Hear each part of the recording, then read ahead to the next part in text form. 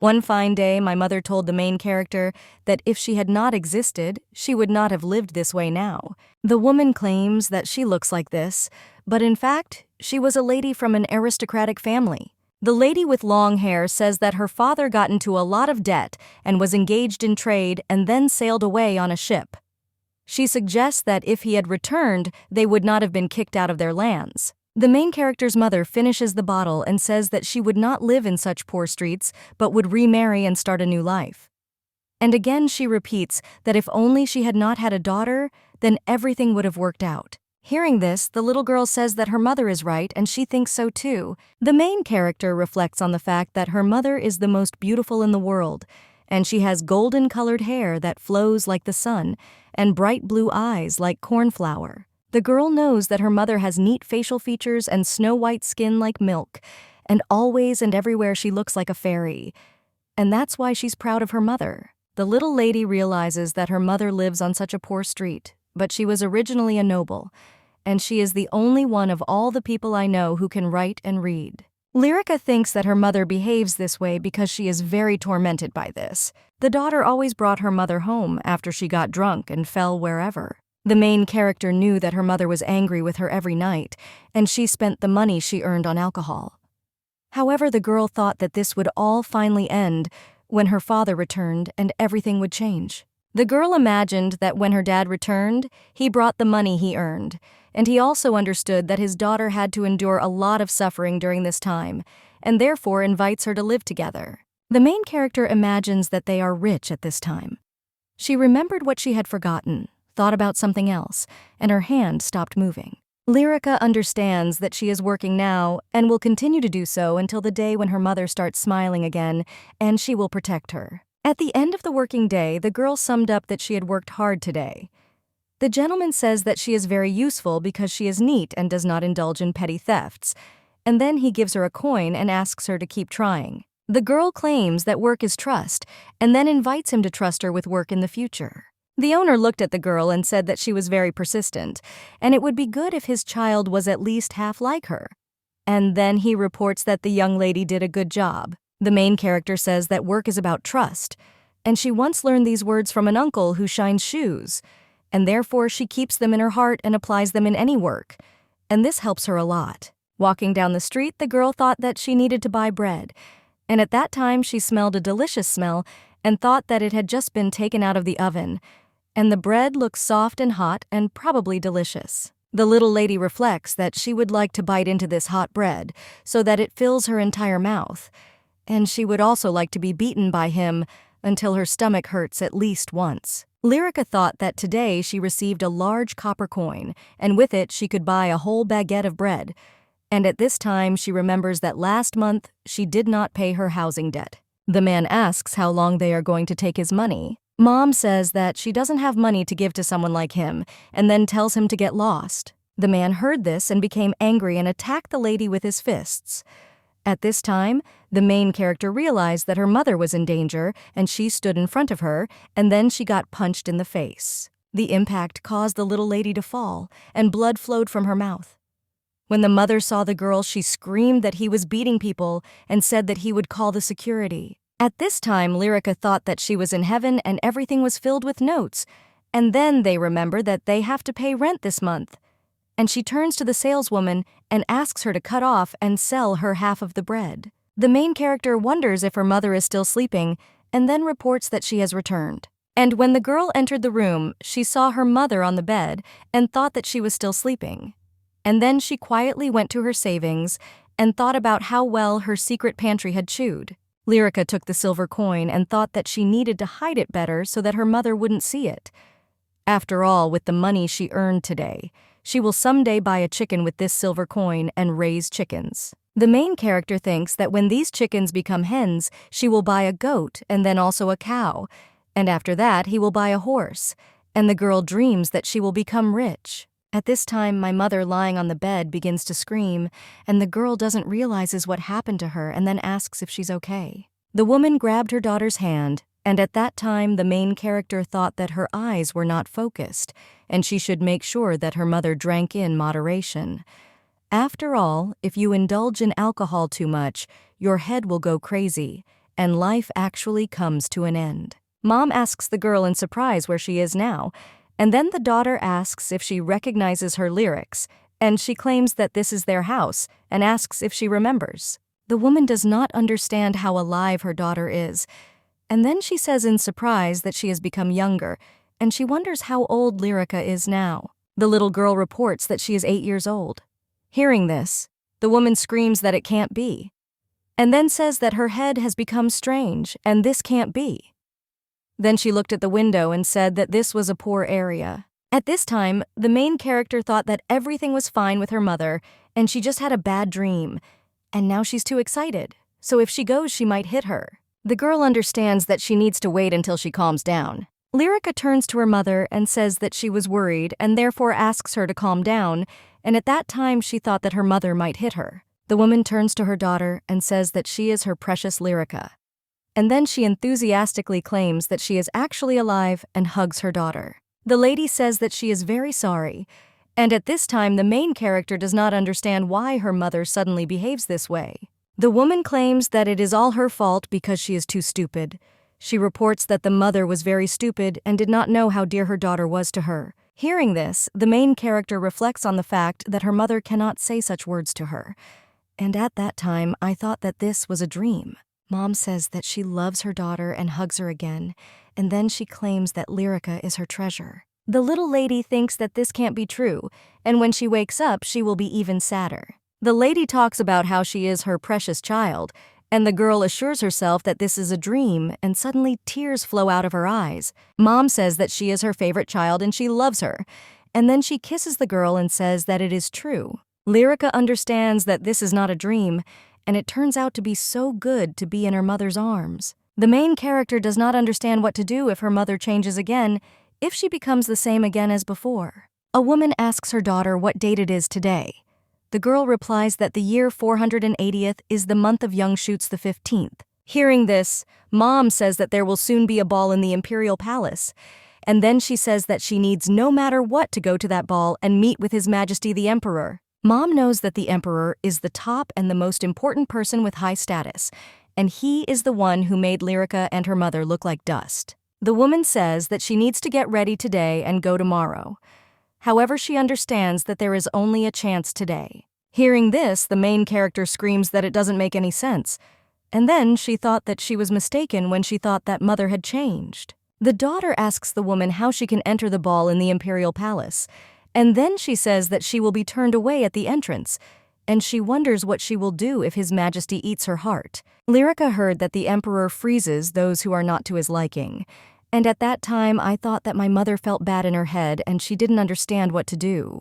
Mom says that she has a way to get inside, but she of course understands that it won't be possible to do it in this form. A woman is thinking about the fact that she needs to borrow suitable clothes from a pawn shop, and if she just decides to do this, then she can do the rest herself. Mom reports that she has no money and turns to her daughter, and then he asks you to believe Mommy just once. Lyrica understands that her mother's words are nonsense, and it's obvious that she won't even be able to enter the banquet hall, and the money lying around is a month's rent, and it needs to be paid back soon. The main character reflects on the fact that she does not want to be beaten again. Mom strokes the girl's face and says that she understood everything, and if this is her opinion, then nothing can be done. And then he says that Mom will try her best for Lyri, and she says that she knows very well that Lyri will become a happy child, even without all this. The woman explains that it's still just Mom's greed, and she will do everything possible for the sake of her daughter. And if it works out, then as much as she wants. Mom hugs the girl and invites her to go to bed early today. The little lady takes the bread that she bought today and offers her mother something to eat, and then explains that she was full earlier and therefore everything is fine. Mom invites her daughter to eat bread together, and at this time, the main character understands that there is no difference, that her mother says a little strange things, and she has changed a lot. Lyrica thought about how happy she felt today, and then she fell asleep. When the girl woke up, she did not see her mother near her and went to look for her. And then she noticed that her savings were gone, and her silver coin was gone, and her chickens would also be gone. Lyrica understood that this was too much, and that day she hated her mother for the first time. The main character understands that she does not have a single coin in her hands, and therefore she cannot take a break from work. But even so, she does not want to return home. The little lady reflects on the fact that she cannot always rely on her father. Suddenly, she saw expensive-looking shoes, and she doesn't understand why this man came to her.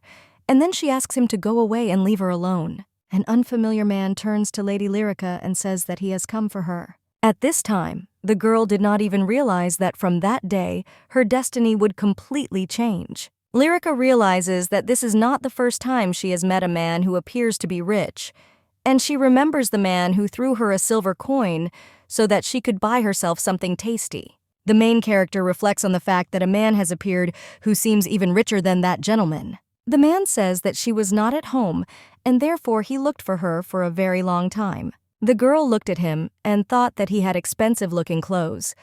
He also has good posture and seems like a significant person who almost never has to bow his head.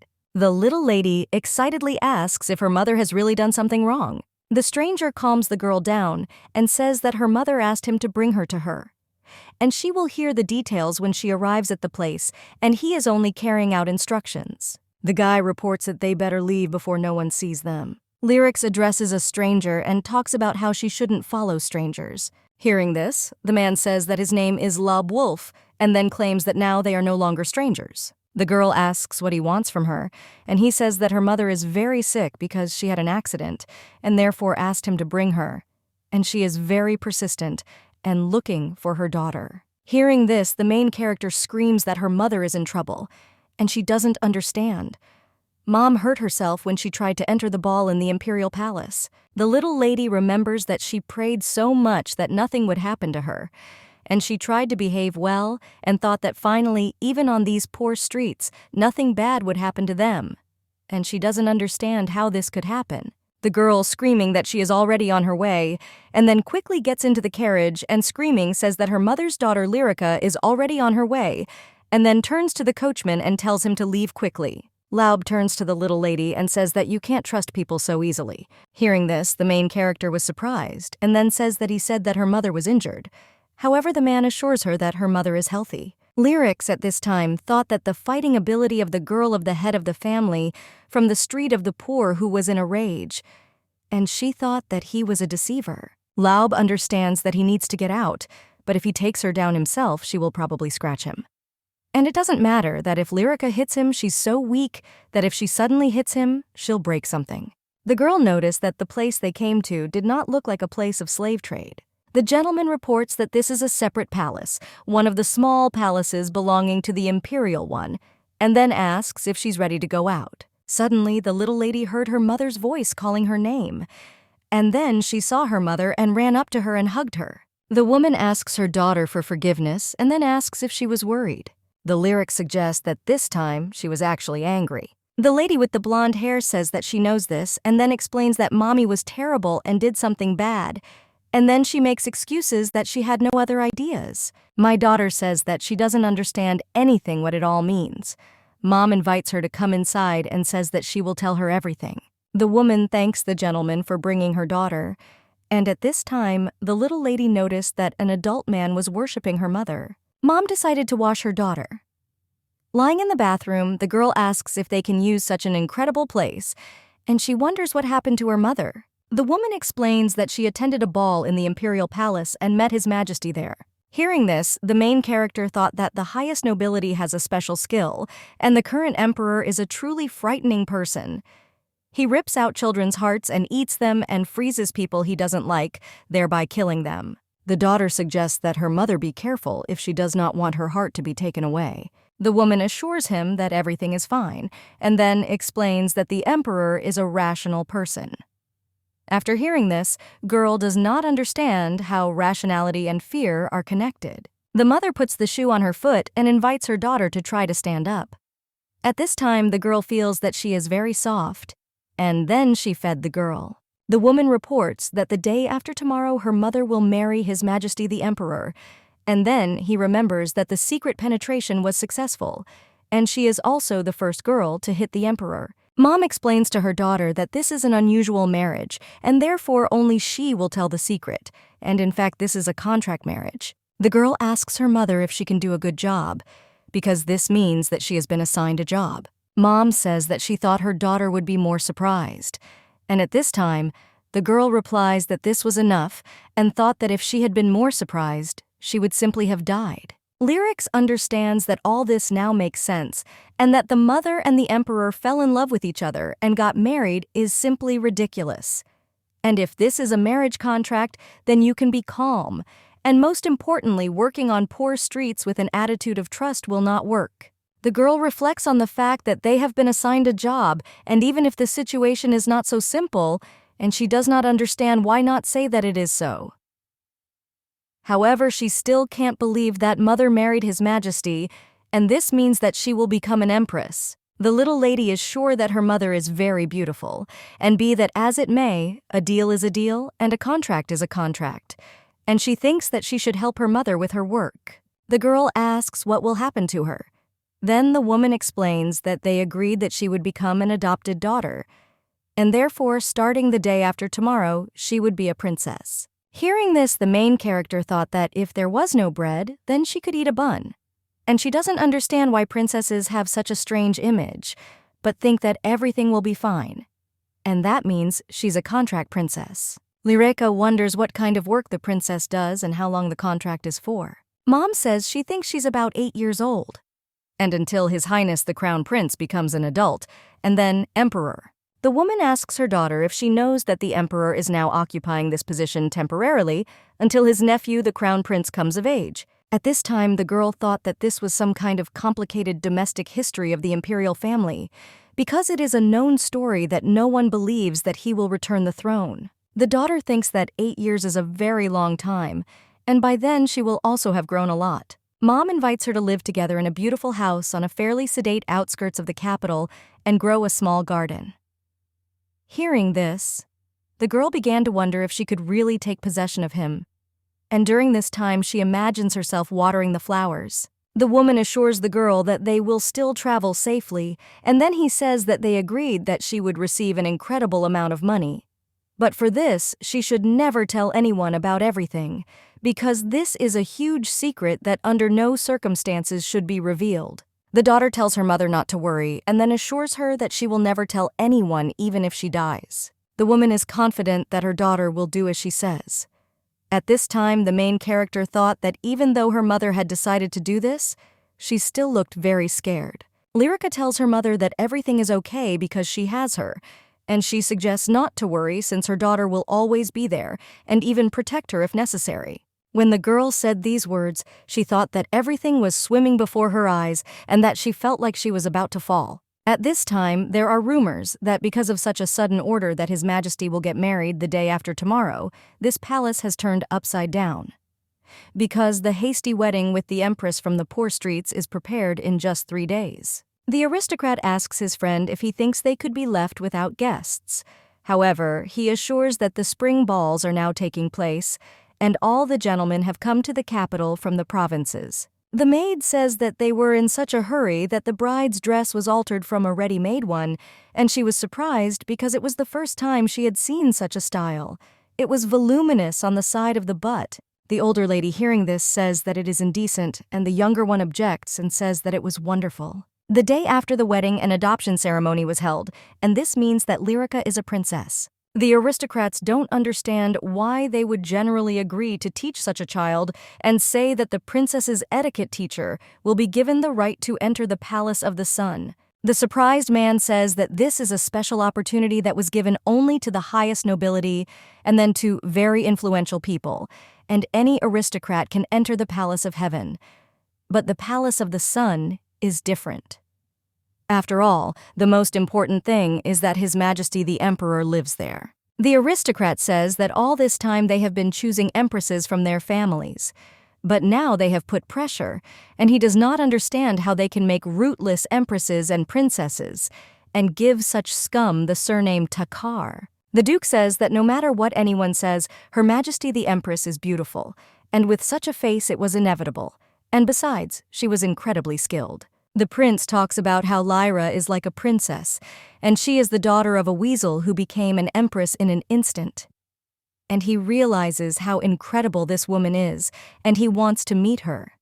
And he is also interested in what will happen to the Empress mother and her daughter next. The maid turns to Princess Lyrica and says that Her Majesty the Empress conveys that she can meet with her today. The main character understands that the next day of the wedding ceremony was very chaotic, and she received a new name.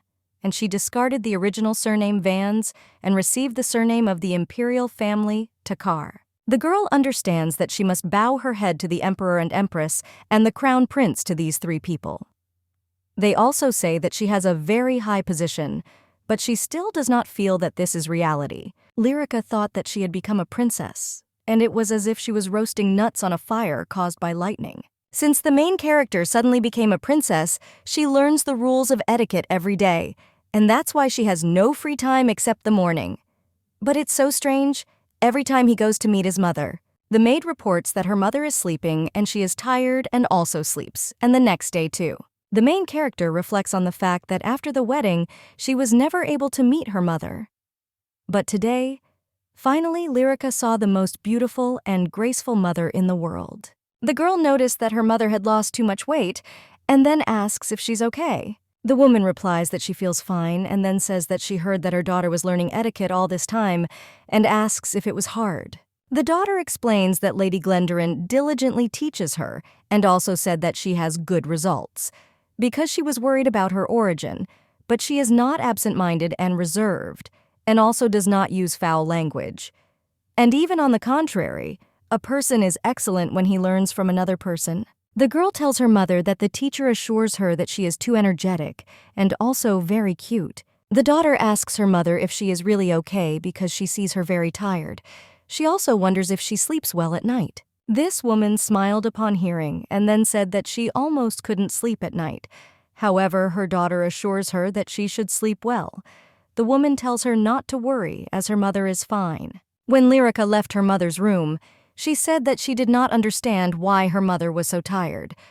When the maids heard this, they smiled and said that the emperor tortures her every night, and then they tell the girl what she told her is a secret. The little lady thought that the emperor tortured her mother every night, and therefore he was still a terrible person. My daughter wonders if every night he beats his mother or mocks her, and maybe they do wrestling or backdoor stuff. The main character thinks that she must do something and does not understand what she can do. Suddenly, Lyrica sees the butler and asks if she can ask for an audience with the emperor. When the servant left the emperor's office, he said that His Majesty said that he now has time, and that's why she should immediately go to him. At this time, the main character thought that she should go forward and everything is fine. And everything is fine. Standing in front of His Majesty's door, the girl remembers that the teacher told her that when she visits Her Majesty the Emperor, she should not look him in the face before greeting him. The princess should only bow to the emperor, empress, and crown prince, and only to these three people. And this means that she must curtsy to His Majesty the Emperor. The emperor asks what happened, and the girl explains that she came because she had a request. And at that time I thought that she should not be afraid because she could. After all, she is a brilliant and brave Lyrica. The main character screaming turns to His Majesty and asks him to stop harassing her mother every night. And then she explains that her mother can't even get up in the morning, and it seems to her that she needs to sleep properly at night. Lyrica asks the emperor to stop torturing her. However, the gentleman objects and says that he is sure that her mother said that she liked it. At this time, the girl does not understand why everyone started clearing their throats, and I thought that maybe I just hadn't studied it yet. But coughing during the emperor's speech is good manners. Suddenly, the girl heard loud laughter, and I thought that I don't know. Maybe she did something wrong and was mistaken about something. At this time, a man approaches Lyrica and says that this fool is laughing at her and therefore suggests not to worry since she is a brave princess. And he explains that His Majesty will no longer torture Her Majesty the Empress every night. Hearing this, the main character does not understand who these people are since she only noticed them now. The girl looked at the man and thought that he was helping with the documents, and the other man was a knight. The man says that his name is Wrath, and he is the chancellor of this country, and his friend's name is Tang, and he is the commander of the Imperial Guard. Hearing this, the main character thought that they were great people. And then she said that she must leave. And at that time, she thought that her dilemma was destroyed, and it seemed that she could not stay here. The emperor heard this and asks why she is leaving, and then offers to go to him. When the girl heard his call, she was very surprised, and he claims that they will eat her. At this time, the girl thought that the princess was under contract to work, and this was trust. His Majesty takes the girl and sits her on his lap, and then asks if it's a candy wrapper, since he can only hear the rustling clothes, but there is no weight. The emperor says that her mother said that she loved her daughter very much, but she starved her and asks about it. The girl, screaming, answers that she was not hungry and does not understand how he can insult her mother. However, His Majesty wonders why she is so light and asks her about it. The emperor claims that she would probably fall if he pushed her with his finger, and then suggests that she watch. However, the girl claims that her body is strong, and then she falls to the floor from 2 touches of the emperor's fingers. Seeing this, the chancellor, screaming, turns to His Majesty and asks how he could do this. The knight lifts the girl up and says that the princess is as light as a sugar snack, and then asks if Her Highness is okay. Wrath examined the girl and said that her forehead was red and the back of her head was not swollen, and he asks if it hurts her when he touches her. The lyrics say that everything is all right. The emperor explains that the child said that he was strong, and when he does this to Atel, then everything is fine with him. The knight says that His Highness the Crown Prince is a man, and moreover he is stronger than the girl. The emperor explains that this is the first time he has had a daughter and then apologizes. And he also orders to call the doctor and bring snacks such that the princess will like it. The butlers reflect on the fact that while everyone else is wondering how to treat the princess, the doctor examines the girl and asks where she hit herself. And at that time, the girl thought that the 3 most influential people in the country had gathered in this office and were taking care of her alone. And she understands that the princess's daily life will change. And in the end, the best support in the palace is the emperor. Lyrica asks His Majesty if he will eat with her, and he suggests that the princess will give these sweets, and therefore she can eat them calmly. At this time, the main character remembers that last week she was only looking at white bread in the bakery, and today she has much better food. At this time, the chancellor was watching her, and said that he believes that resolving issues with sweets is a bit low level, and in the current situation it is suitable. The emperor says that in fact, he did not remember his daughter at all. Now, it seems that he will never be able to forget about her, because it turns out there is such a thing in the world. His Majesty wonders where else in the world one can find such effective appearances, and he also thought that the girl was nothing like her mother, but their eyes were similar. The girl reports that she is leaving, and at this time the chancellor says that he would like to ask her something. Wrath asks if her mother said that His Majesty tortures the empress every night. Hearing this, the main character thought that they might misunderstand this and think that her mother told her to do something with her help. And then she objects and says that she came herself, and her mother doesn't even know about it. The chancellor talks about how he will ask her a slightly different question then, and then asks if she likes the way they live now. Wrath turns to His Majesty and asks what he thinks about making Bryn Sol the princess's personal maid, and the emperor agrees with him. At this time, the main character thought that Rat, although he looks gentle, perhaps he is an unkind person because among high-ranking people there are few kind ones, and they are adamant and very cold at times. The butler reports that he can see off Her Highness the Princess. Hearing this, she objects and says that everything is fine and she can go back alone. The Rizar says that this will not work because the princess cannot be forced to go alone, and then he says that he can send a maid with the idea. But today he himself will go with her, and at the same time from work and shirk a little. Tang takes the little lady on his shoulder, and at this time she doesn't understand what's going on, but fortunately she put on several layers of underwear. The girl says that she is already 8 years old and big. The knight invites the servant to take him to the princess's room. At this time, Lyrica thought that she was very ashamed, and she doesn't understand whether this is possible at all, and she thought that perhaps the princess always moves like this. The girl remembers the teacher's words that she is a princess and should always behave appropriately. Lyrica asks that if this is the wolf family, then he is probably with the knight. The man replies that he is also from his family and thinks he is some kind of second cousin. The main character says that she thought so, and then asks him to tell him that she is very sorry that she spoke too threateningly. And he explains that when he brought her to the palace, she thought that Laub wanted to kidnap her. The knight heard this and laughed. And he says that even if she said something threatening, he didn't care, but he would pass it on. The girl said goodbye to the knight and thought that the first half of the day had been really long and she was tired, and she needed to rest before the etiquette lessons began.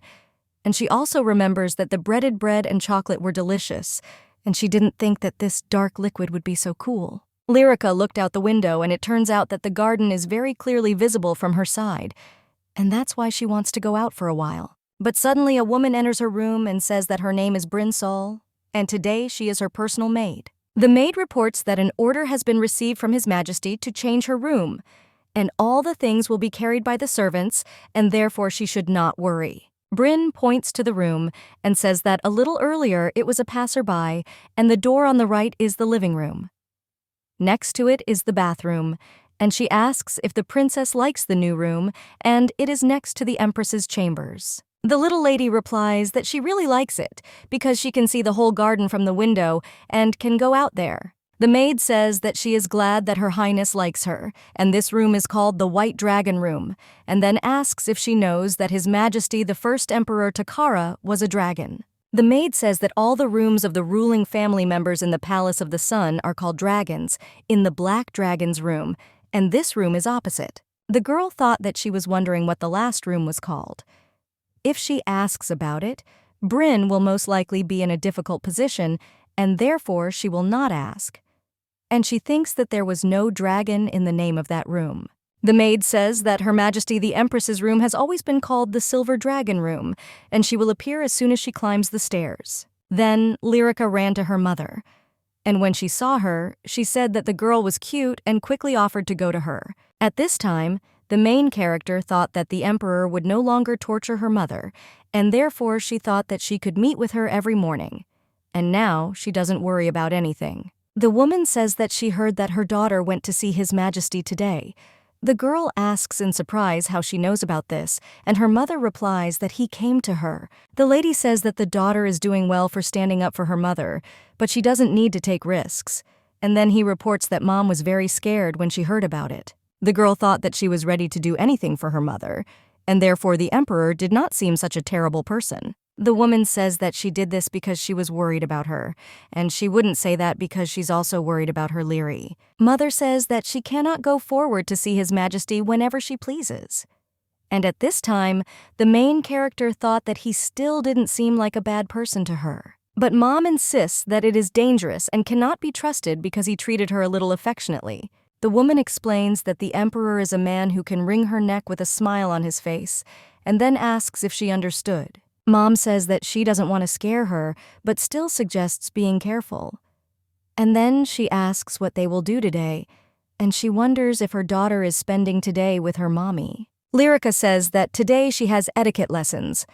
Bryn heard this and apologizes for interfering in their conversation, and then reports that the etiquette teacher, Lady Glendarren, said that Her Highness should not come to the palace today because she injured her forehead. The maid reports that his name is Bryn Sol, and she has been appointed the new personal maid of Her Highness the Princess. When the Empress heard this, she thought that the person was from the Sol clan, and this means that her daughter is smart, and she grabs her place with tenacious hands. The Sol family is a clan primarily serving the imperial Takar family, and the clan which has become infinitely proud and for serving them. Mother assumes that if their direct relative Bryn Sol was appointed as her personal maid, this means that her adopted daughter will be treated as a real member of the imperial family. The woman thought that as soon as she took over the place of the Empress, she would deal with the main maid until she took over the inside of the palace. Lyrica would stay in the guest room, and she would not be able to interfere in the appointment of Lyra's servants or teachers, and she thought the Emperor would not even take care of such things. The Empress understands that there are a lot of people who did not accept her as Empress and want to kill her.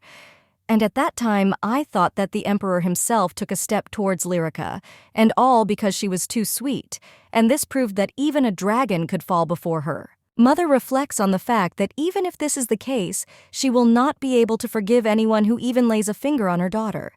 And then she asks why her baby is so cute and why she is so beautiful and wonderful. The woman wonders why she didn't know about this in the past, and then hugs her daughter and says that she loves her. At this time, the main character thought that she did not understand why her mother laughed from time to time as if she were crying, and then she says that she loves her mother too.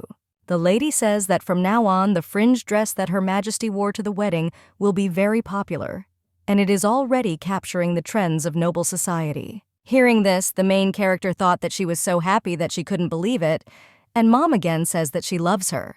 The main character reflects that she's even scared, but that's why she thinks she needs to listen to her mother, but doesn't understand why she's here again. Sitting in the Emperor's office, Lyrica remembers her mother's words that he is a terrible person, and he can twist her head with a smile on his face. At this time, servants bring various goodies into His Majesty's office, and the little lady understands that the changing sweets every day are too tasty. Although it seems that Mother was amazed and quarreled with the Emperor, apparently he won.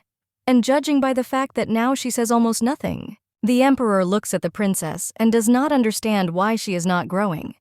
Hearing this, the servant asks what he is talking about. His Majesty explains that he is talking about the baby and does not understand why she is not growing because he feeds her well, but she is not getting any bigger. The Chancellor explains to the Emperor that not even 10 days have passed.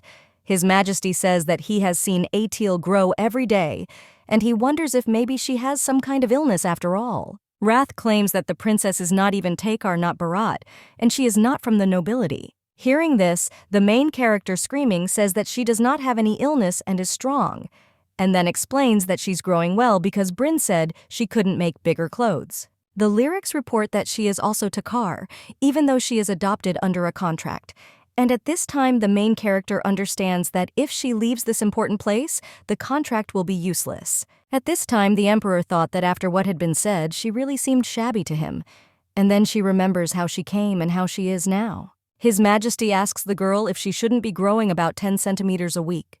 Hearing this, the main character screaming asks who is growing like that.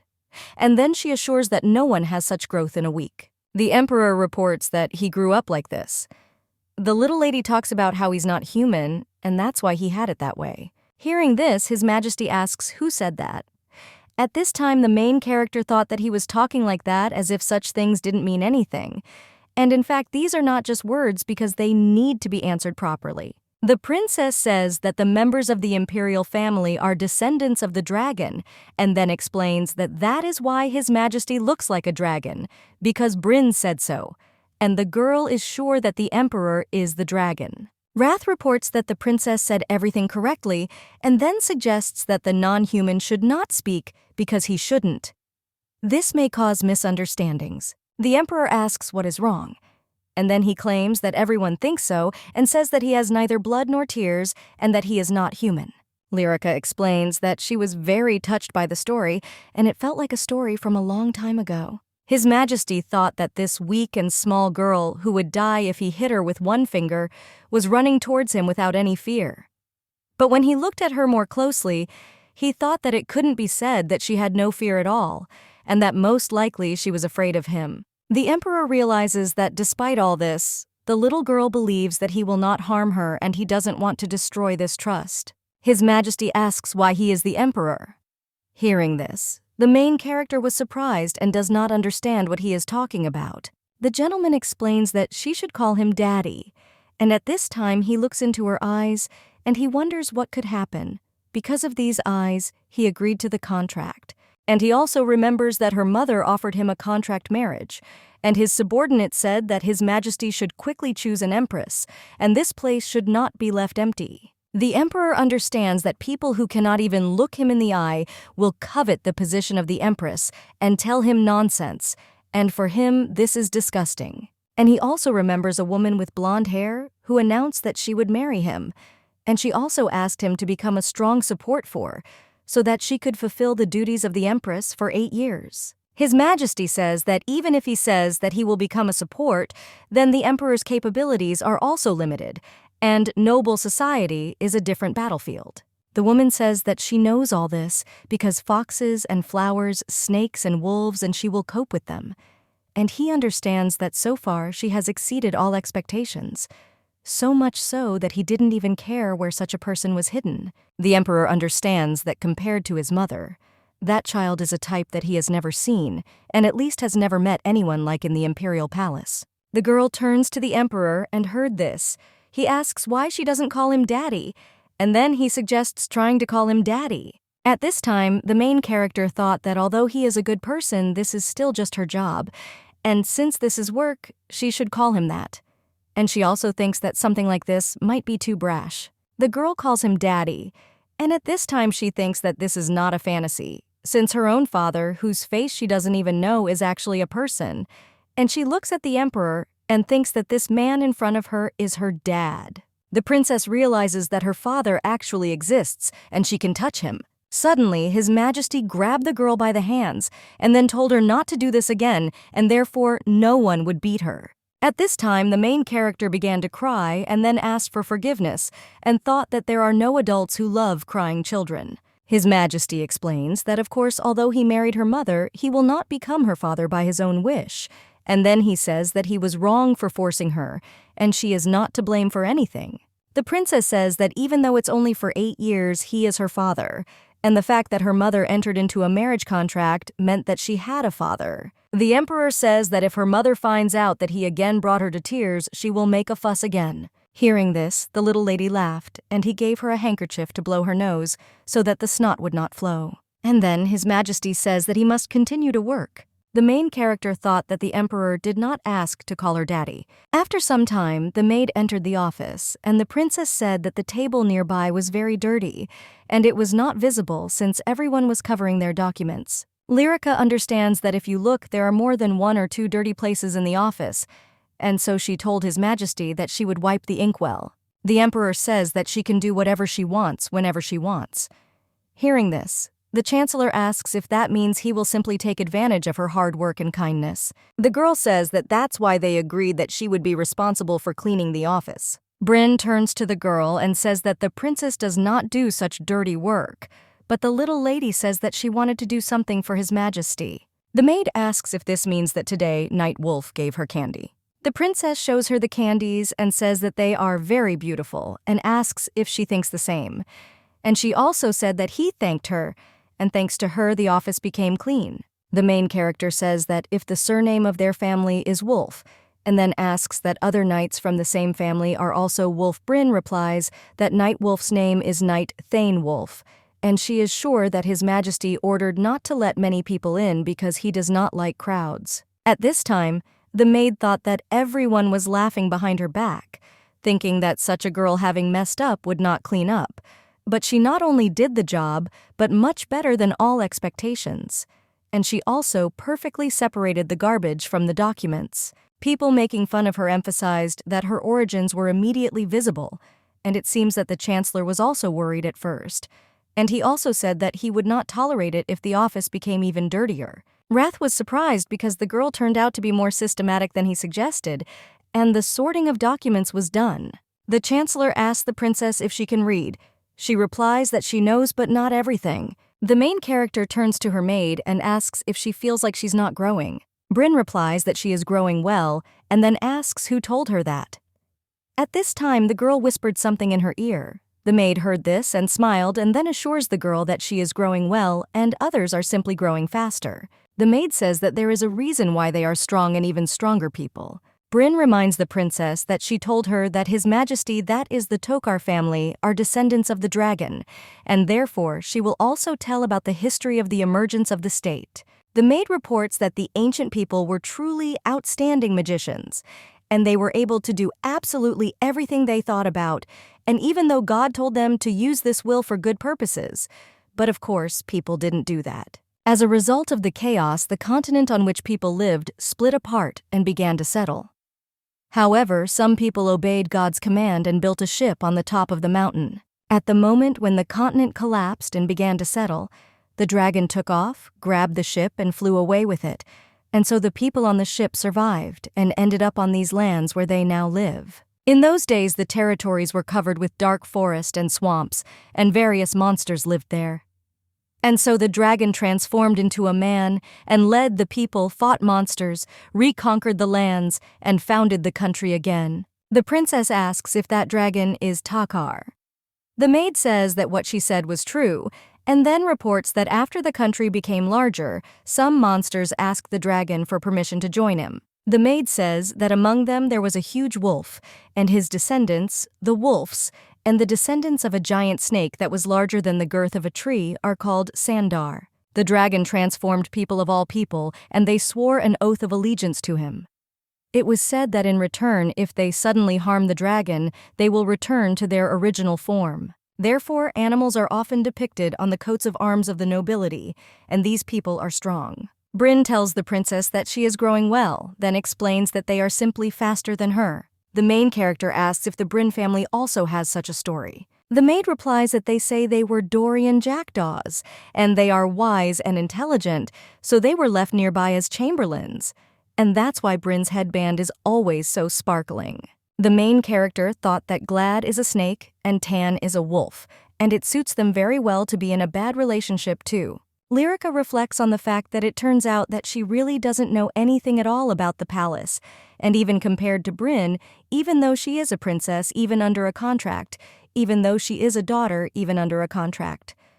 And at this time, he realizes that most likely she is not there at all. The princess asks the maid to sit next to her and then says that she wants to become an outstanding princess. The girl reports that since she became a princess, and then asks what she should develop further and not stop with mediocrity. The maid says that the little lady is right, and the girl says that she knows absolutely nothing about the imperial palace.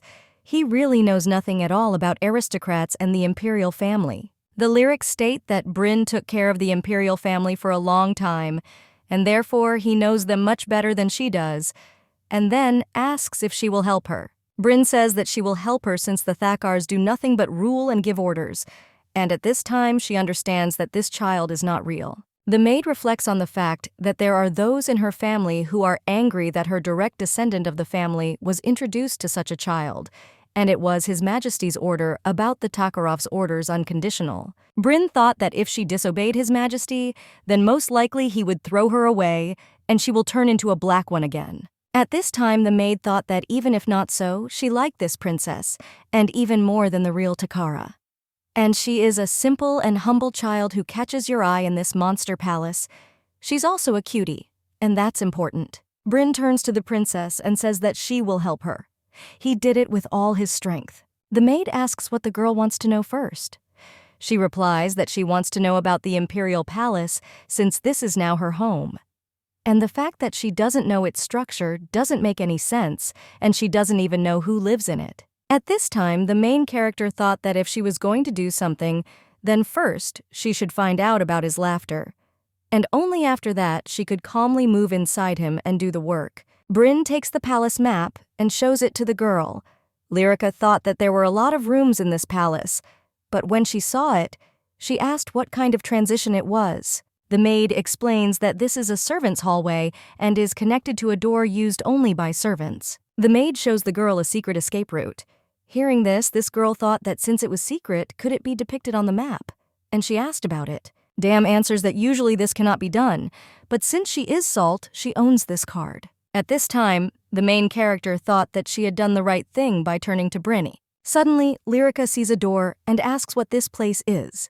But a knight stops her and says that entry into the room is prohibited and no one can enter there. The little lady says that she understands and then tells her maid to leave the place. The girl understands that there are many closed places, and it is very difficult to explore the rest since the palace is incredibly spacious. The princess gradually gets used to the fact that people bow to her with their heads or their whole bodies. Suddenly, the main character saw the chancellor who was holding papers in his hand and asks if she is busy. The girl replies that she walks around the palace to understand its structure, and this is her home, which means she should know it. Wrath asserts that she is doing the right thing, and then asks if she accidentally came across places that she could not enter. The little lady says that the knights did not allow her to enter some of them. The chancellor says that if she goes to the Night Squad's office, she will find Thane there. And then you invite him to tell him about it and ask him to assign a knight to them. At this time, the maid thought that this was a good idea, and the girl said that she understood everything. Rat asks the princess what her last name is, and the girl replies that Takar, and the master suggests that she not forget about it, and then she says that she is incredible because she managed to get help from the Saul family. Then the girl went to look at the guards and saw that everyone was trying, and only the person was at a distance. But when she came closer, the knights greeted the princess. The lyrics say that she is also glad to meet them, and at that time she thought that they were all so big. The surprised knights ask the princess what brought her to them. And at this time, Tan comes out of his office. The little lady calls out to him and tells him that she needed to talk to him and she just met with Wrath. And then he asks if it's okay to talk about this in front of so many people. Tan takes the girl in his arms and then says that he asks him to forgive him and says that she can whisper in his ear. The knight looked at the maid and said that she could lower her weapon. And at that time, I thought that having pulled this out among the wolves, she might die. Lyrica reassures her maid and tells her that everything is fine. However, Bryn claims that it is impermissible to touch His Highness's precious body without permission. Tan explains that this is why he asked for forgiveness, and then asks if this is not normal given their friendly relationship. The maid says that she is very happy and thought that the wolves still hear everything. After all, that's why she came to borrow the knight. Tan heard this and said that he needed to leave. And the girl says that there are some problems. The knight says that she knows that the issues of the members of the imperial family are of paramount importance, and then he goes with the girl. At this time, the main character thought that he would not allow it. The knight asks if the princess was taught in front of how many people she should bow her head, and she answers that before 3. Tang says that His Majesty's order is also elevated to the absolute, and they are unconditional on the territory of the empire. And even if they put up a scarecrow and call him Takar, all the aristocrats of the empire will be obliged to bow to him. At this time, the main character thought that this was something so incredible and an order from the emperor. Although she thought she was a princess, she never suspected all her power. The captain of the guard says that His Majesty has officially accepted her as his own daughter. Hearing this, Lyrica thought that Tan and Bryn must not know that she was a princess under contract and that this was temporary. And she's just an adopted daughter. The knight reports that she is a princess who calls the captain of the imperial knightly detachment for various trifles. And then he smiles. The main character understands that there are only 4 Takarov living now, and this is the emperor and empress, crown prince and princess, and this means that she is now second in line to the throne. Lyrica understands that the crown prince will occupy him anyway, and this does not matter since she does not know much about the history of such a large scale. Tang claims that the princess is an important person, and the girl decided to approach the knight, and the captain reports that he will be watching behind. The main character asks if she can come in. The knight replies that she cannot, and at this time she thought that Bryn and Tang were behind her, and therefore she must be strong. The girl wonders why she can't. The knight replies that this is an order from His Majesty the Emperor. Hearing this, she understands that since the Emperor ordered it, nothing can be done. Lyrica asks if His Majesty ordered in his order that the princess specifically cannot enter there. However, the knight replies that it is impossible in any case. At this time, a maid comes up to them and asks why it's not possible, and Tan follows her and orders him to repeat why it's not possible. And then he tells him to name his rank. The knight says that he has the 1st Guard Detachment, and he is a soldier of the 1st rank John Enders. The captain asks again, why not? However, John cannot answer anything, and Tan reports that he knows that only people with a certain level of pass can enter the Palace of the Sun, and then asks if this level is necessary for a member of the imperial family. The knight replies that he is not needed, and then the captain asks if he can determine who the maid next to her is. Tang explains that she is a sign of the imperial family and asks if he doesn't know the basics. The captain invites him to bring his superiors. At this time, the maid thought that he was blocking the princess's path, and this was already nonsense. But he also frowned and hit the ground with his spear and threatened her. Bryn can't believe that he behaved so aggressively with a small child, and it's unimaginable in the wolf family. Tan says that he expected some opposition, but does not understand how some soldier dared to interfere with the rightful princess, even if she was adopted. And then he turns to the princess and says that she can go calmly. And at that time, I thought that there was no need to show her the menacing scene. The knight reports that he will stay here and deal with all this. And the princess asks if he is sure that he can cope alone, and then say that she can stay with him. Although she knows that she will do everything well on her own, but still in a fight, 4 fists are better than 2. The knight reports that if he suddenly becomes scared, he will immediately run to the emperor and therefore suggests the little lady not to worry. However, the girl assures him at home that he does not need to run away anywhere. Suddenly, the main character saw His Highness and then greeted him. The captain reports that he was going to scold the soldier rather than go to his wake. The emperor asks where an ordinary soldier gets such confidence to do something like this. And then he asks if it is not obvious that there is someone responsible behind him. His Majesty approaches, the little princess pokes his finger in her forehead and tells her that she is Takar, and this has absolutely nothing to do with what kind of person she is, since she has and doesn't have. And he reports that he accepted her as his daughter, and this means that all people are obliged to bow their knees before her. The emperor says that if they do not do this, they will contradict him, and then asks who it was. The captain replies that this was a soldier of the first rank, and the chancellor says that the princess can enjoy the palace of the sun as much as she wants, but here she can leave everything to them. At this time, the main character thought that when he smiles, his face scares her, and yet she is sure that they do not become chancellors for kindness. Walking around the palace, the girl noticed that in other previously closed places, the soldiers had also been replaced, and apparently rumors were spreading very quickly. The maid says that this is due to her as a princess, and everyone is sensitive to issues related to the imperial family. Bryn asks the girl how she tastes power. The girl remembered sweets, and thought that if she had not become a princess, she would not even be able to try this just like that. Lyrica thought that the taste of power was on such a soft bed. If she had not been a princess, she would never have ended up. And then she thought she liked power. The chancellor asks the authorities if this is not the taste of money. However, the emperor claims that everything depends on how willfully she can use this power. At this time, the main character thought that she had enough power since this was the first time she was living in such comfort. The princess reports that she is leaving because Bryn told her that today she will introduce her to the maids. The chancellor says that thanks to her, they removed the guard soldiers, and even inside the Palace of the Sun, replaced them with a detachment of guard knights. Even though they are outside, they still use the soldiers caring about their reputation. Either way, they were consumed. Tang says that he heard a while ago, Her Majesty the Empress also changed the headmaid and ladies-in-waiting. The emperor says that Rudia asked about this, and he said that this is the duty of the empress. Wrath says that she suddenly seemed to be waiting for this and took out evidence of their thefts and replaced everyone. And thanks to this, the supporters of the aristocrats lost all their puppets at one time. The chancellor says that the newly elected servant can be so perfect, and it feels like she saw all the documents on the investigations that he reviewed and almost fell in love. And at that time, I thought that she was acting too decisively, and therefore I couldn't even believe that someone was behind her. Wrath reports that it is as if she is not a knight but a chess player who controls this knight.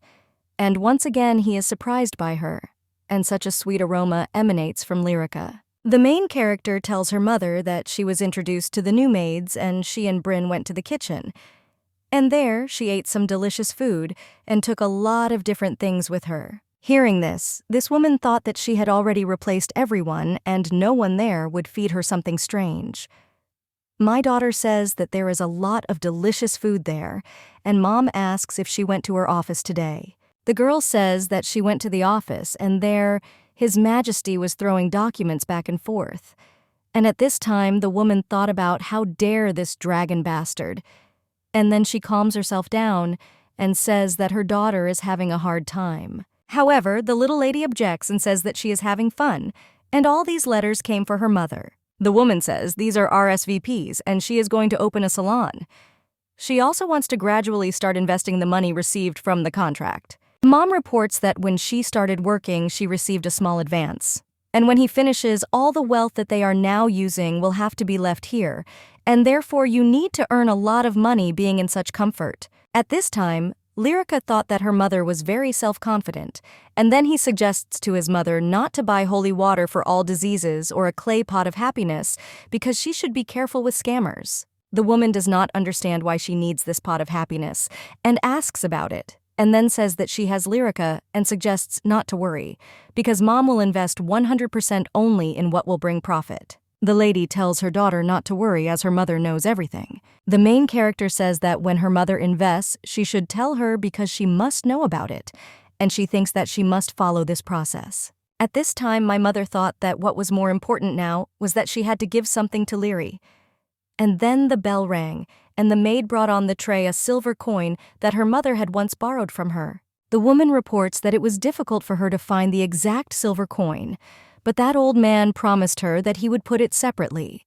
And then she asks if this is her daughter's coin. Seeing the coin, the girl was surprised, and then said that it was her silver coin, and she remembers all the stains and scratches on it.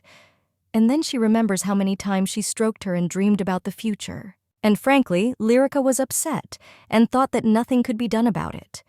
She did not want to receive another silver coin because it would not replace the one she had. The main character understands that talking about this is very childish and too unstable. And then thank your mother. The woman objects and says that she is the one who is grateful to her and asks for forgiveness that she could not find other coins. The daughter takes her mother's hand and says that everything is okay because the silver one is important. And then he asks how much effort she spent searching for this one coin. Mom says that Lyrica's happiness means her happiness too. The maid asks the girl if she likes this coin so much. And then she says that she will always carry it in the wallet that her mother made for her. At this time, the main character thought that even though there was money in this wallet, no gold coin would reach her silver one.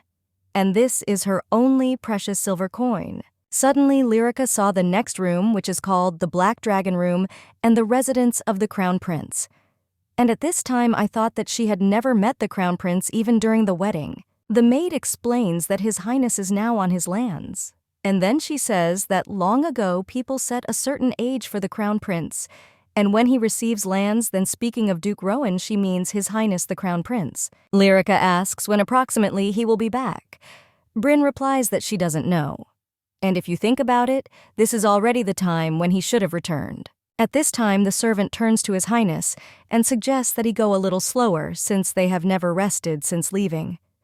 And then he reports that everyone is exhausted, except for the wolves. The servant asks how His Highness is feeling, since he is returning to his homeland for the first time in 6 months, and then reports that he has relatives. The Crown Prince heard this and tells him to shut up, then asks who this family is. At this time, the main character asks the maid that if His Highness Crown Prince To is he considered her elder brother. The lyrics say that she heard that His Highness the Crown Prince will be returning soon, and she wonders if it would be possible to hold a welcome party for him. How much would she like to meet him? Mother heard this and thought that the failed assassination of the Crown Prince planned by the knight's escorts, and which would soon happen, she was going to prevent this and just maintain a sufficient distance, and then reflects that he is still the next emperor, and she would like to be with him good relationship, and she wonders if she can give the go-ahead. The woman says that she is not sure about the party, since the Crown Prince is very picky about food, and will not even pick up something unless it was brought by people close to him. Mother suggests trying something else instead. And then she asks, and it's enough just to greet him, and she thinks that it's better to clean the room from dust and put flowers as well as prepare some goodies, and then asks if it will work out well. The Empress says that when he gets rid of the fatigue accumulated during the trip, they will have a small tea party. Mother reports that there is a lot of talk about a cruel stepmother and a bad younger sister, and she suggests that perhaps His Highness is worried. At this time, the little lady thought of writing a letter for His Highness the Crown Prince. The girl writes that she has become his younger cousin and Lyrica, and she greets him and congratulates him on his return. She also wanted to have a tea party with him in the garden, and therefore, if he visits him and shines with his presence, she will be very grateful. In the evening, a surprised servant reports that they did not know that His Highness would arrive at such a time. The Crown Prince invites the butler to leave and then reports that he is tired and headed to his room. When His Highness entered his room, he saw brilliant order there and also a soft toy that was waiting for him. At this time, the girl who was next to the Crown Prince says that the smell in the room is very good and a whole bunch of flowers were brought here. And then she says that they were in the north all this time, and therefore she did not even know that spring had come. And she also assumes that this is a girl's handwriting. The girl says that his new sister made this toy.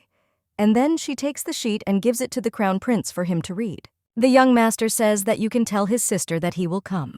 His partner who was with him in the north all this time says that this means that he is being met for the first time, right? And then he asks if he should order the food to be prepared or if he wants to wash himself. At this time, the girl thought that he would stand for 3 or 4 days under the scorching sun and come to his senses. The Crown Prince reports that he has gone to bed and offers not to disturb him until he wakes up, and then asks what these stupid things are. The surprised partner claims that he must be hungry, and the girl says that the skin on her stomach is already stuck to her back, and then asks Bran if he knew about it. The man replies that he only conveyed that they would arrive around this time, and that His Highness loves sweets. At this time, the lady thought that the food was not softened and the flowers were fresh and as if they had just been picked, and she assumes that the girl knew exactly when they would arrive, and that's why she got the timing right. And at that time, I thought that it makes sense to believe that it was not the princess herself who did this, but also the empress. The girl became interested in what kind of person this empress was, and she understands that there is too little information and thinks from tomorrow she needs to collect rumors. The man says that first he will go to bed because he understands that His Highness is stubborn and he does not want to overwhelm him with work on such a happy day. At this time, the main character sitting in her room began to wonder if His Highness had arrived, and she assumes that the tea has not yet cooled down and she can change the goodies. Lyrica thought that if she went out as usual she would wake Bryn and therefore better go along the servants' corridor. And she remembers that they say that if the owner is mediocre, then the services will do the work haphazardly, although she will do all this work of the maids herself. Suddenly the girl heard a sound and did not understand. Then she entered the Crown Prince's room and saw him. The main character was surprised because she did not even expect to see him today, and she doesn't understand why he's already here. The princess thought that he was too hungry and therefore could not sleep, and remembered that there was some food in the living room. And when I sat down to eat one, it turned out to be delicious, and the following was reduced. At this time, the Crown Prince does not understand why the girl suddenly left there. Lyrics ponders that this is definitely the Crown Prince, and he is exactly the same as in the rumors. However, she does not understand how she can greet the prince in such clothes. The main character reports that she came because she thought that he wouldn't need any more tea or sweets. At this time, the young master thought that she was now pretending to be a maid, and he doesn't understand where in this world there is a maid who would walk around the imperial palace in such a form. The prince does not understand why she left there at such a time, and I thought that she had come to laugh at the fact that he was a fool, that he was eating from a table set by the enemy. Suddenly the girl bowed her head, and he wondered why this happened, just because he sighed. You wondered to him that her neck was so red.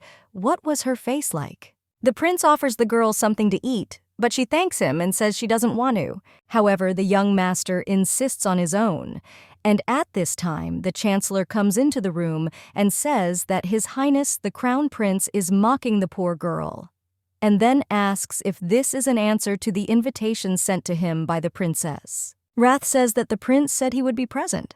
The main character was delighted when she heard this, and then the prince told her that she could go, and the girl quickly ran away from the room. The young master asks why she is coming out from the other side.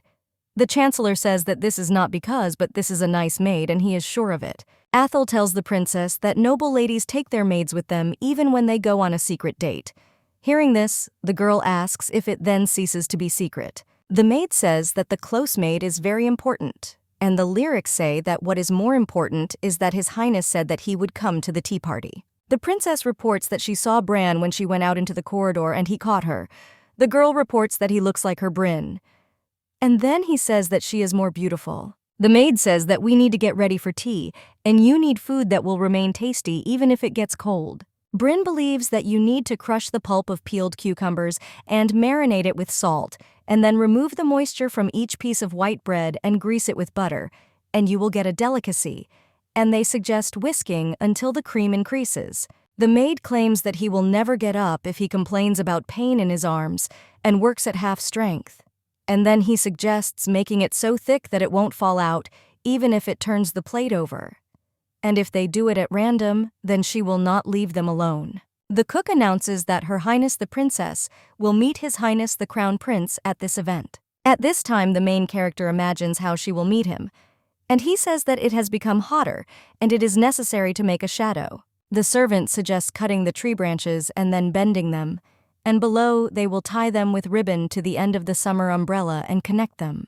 The lyrics say that the teacups are very beautiful, and then ask if they are. The girl explains that her mother sent her their honor greetings to His Highness, and if you look closely you can see squirrels on them. Another cup has a little bear on it, and each saucer has a different design on it, so it's fun to look for them.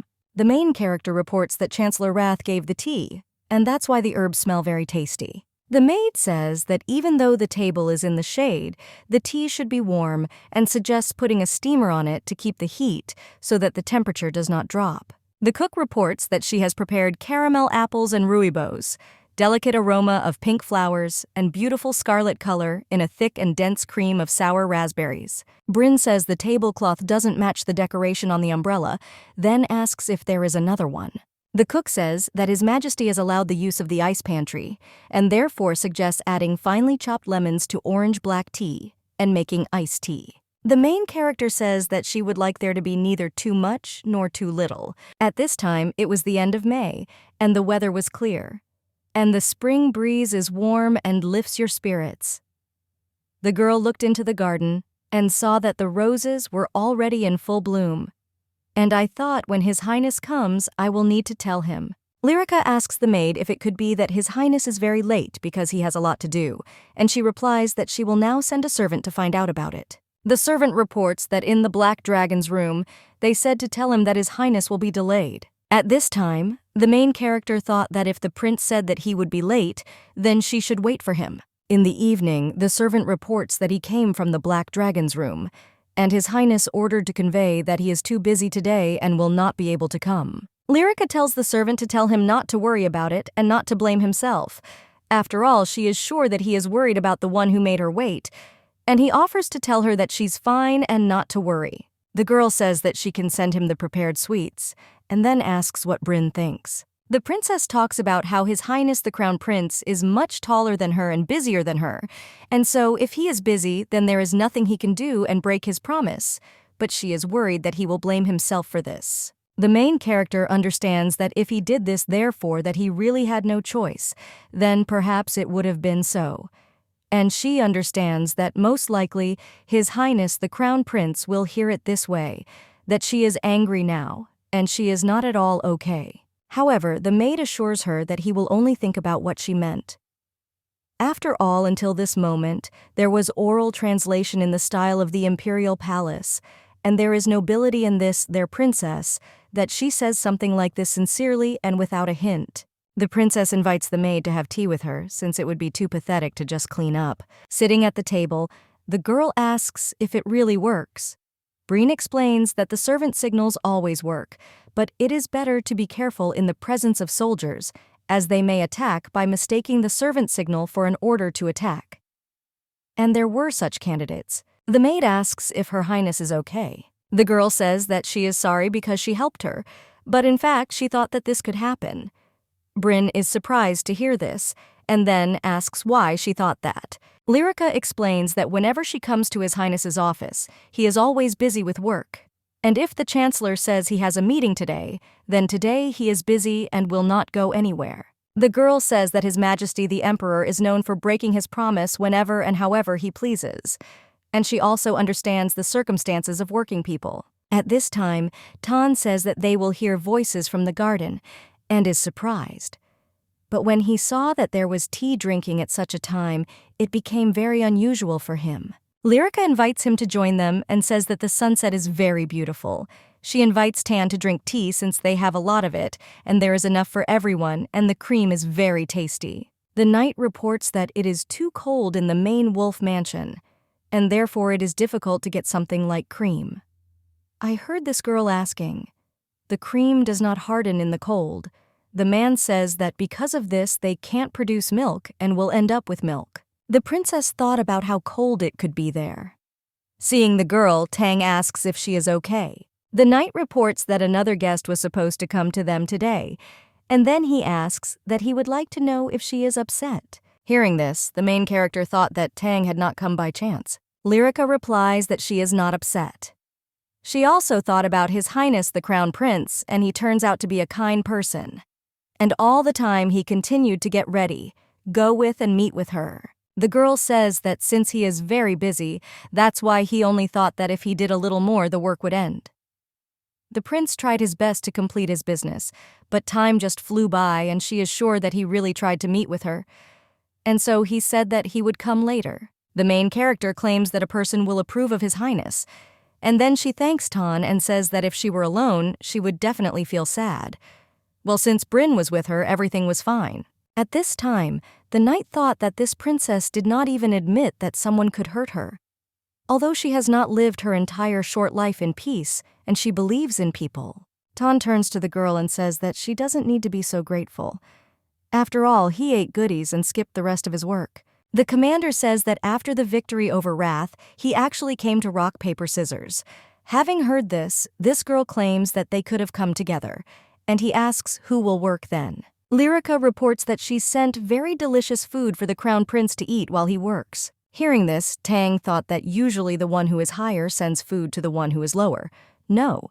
And he understands that Bryn Soul did not tell her about this. The maid says that since younger sister sent him food simply because it was delicious, then there is no difference. The captain wonders how His Highness took it, and at that time he thought that there was something that upset him. And if Mother hears about this, she will be sad, and he hopes she'll be okay. The mother turns to her daughter and says that this is a gift, and then the girl claims that it is very beautiful. The woman says that she ordered it to improve her mood, and then she tells her daughter not to worry because she is sure that in the future Athel will regret this day. The maid asks in surprise if this is really Algirk lace, and the woman replies that it is from there. It is also made on lands called Eldzurk, and the price corresponds to the quality because the craftsmen from there make incredibly fine, thin, and beautiful lace. Mother explains that this sun umbrella has a shaft made of elephant tusk and a handle of gold. At this time, the maid thought that its cost was equal to the whole castle, and this was not an exaggeration. Lyrica took the umbrella in her hand and thought that it was heavy, and then thought that if her mother noticed, she would be upset. The daughter asks her mother if she can go for a walk now, and Mom says she can go. Walking through the garden, the girl thought that carrying an umbrella was much easier this way, and through it the color sparkles and it is very beautiful. Suddenly, out of nowhere, the wind came and lifted the umbrella. At this time, the princess screams that her sun umbrella, which her mother bought for her, wants to fly away from her, and at this time she runs after it. Lyrica caught the umbrella at that time and fell along with it. Lying on the grass, she heard a voice saying that she was flying on a sun umbrella and fell. And at that time, I thought that someone was here. The girl says that she is very sorry, and at that time she saw the guy's face. His Majesty asks the girl if she is okay, and then he smiles. Lyrica was surprised and then replied that she was fine. And at this time she does not understand who he is, and reflects on the fact that she has never seen someone so beautiful besides her mother. The guy claims that this umbrella is too heavy for her, and then says that he should have made it lighter. At this time, a maid approached them, and he says that she is the same princess about whom there have been so many rumors lately, and then he realizes that no one but her would walk around with such a sun umbrella. The gentleman says that he thought she was a luxurious villainess, but she surprised him. Hearing this, the main character thought that she should not forget about nobility since she is a princess. The lyrics say that you cannot determine what a person is like only by rumors and without meeting him in person. The young gentleman agrees with her and says that gossip are so interesting. Bryn turns to the Duke's son Barat and tells him to show his manners since he is in front of Her Highness the Princess. The guy says his name is feared Barat, and he is the masterpiece of the Barat family, and then asks if this will be enough. At this time, the main character thought that it was her first time making such a beautiful curtsy. The guy heard this and asks if she is serious. The girl says that this is true, and he curtsies more elegantly than Lady Glendorin, who teaches etiquette. And then she says that he does better than any person from the palace, and this is the first time she has seen this. Lyrica asks Mr. Feared if he will teach her how to curtsy. The guy explains that permission from the imperial court is needed to train the princess and asks if she can get it first. Having heard this girl was surprised and said that she did not know at all. The young master turns to her and says that she can just call him Feared. The guy says that he still thinks the teasing strategy won't work and suggests it's better for her to leave. The young master reports that she will not hear anything good if she tells anyone that she met Barat here. Mom asks Lyrica if she liked the walk. However, the girl does not answer, and she does not understand what is wrong with her daughter. Lyrica asks her mom if she knows Fierda Barata. And at that time, I thought that even though she asked Bryn about him, and she answered her that it would be too difficult for her or an etiquette teacher to answer this question. And then she said that she could ask Her Majesty the Empress. The woman says that she of course knows him, and now he is about 12 years old. and then he wonders why his daughter is asking about this. The main character explains that she met him in the garden and he picked up her umbrella. Hearing this, Mother was surprised that she met him in the garden of the Palace of the Sun. Duchy of Barat, leaders of the opposition faction of aristocrats, and they were not satisfied with this, and the greedy flower set its sights on the throne, and if only the crown prince dies, Barat's successor will take over the throne. The empress understands that, especially now when the crown prince's mother is of lower position and there is no other living direct relative from the Tokar family besides the prince. The woman therefore thought that before rebirth there was a chance of success and sided with the aristocrats and was against the crown prince. But she hardly thought about feared Barat. Her Majesty thought that of course he would die after 3 years anyway, and the faction of aristocrats has no chance of success. The rights of a dragon which only Takari enjoys, as well as the knowledge of who the current emperor is. Because of this, in a past life the empress lost her child, and she herself stood on the platform for the fire. Because of her, Lyrica died because of her stupid actions. She herself burned in the flame. Mother understood that therefore in this life she did not want to get involved with aristocrats or the imperial family, and if she had another way out other than contract marriage, she would have taken it. But since she wants to use the experience she gained as a dog of the aristocratic faction, she has no other choice. The woman therefore did not pay attention to the seemingly non-existent child who would rather die.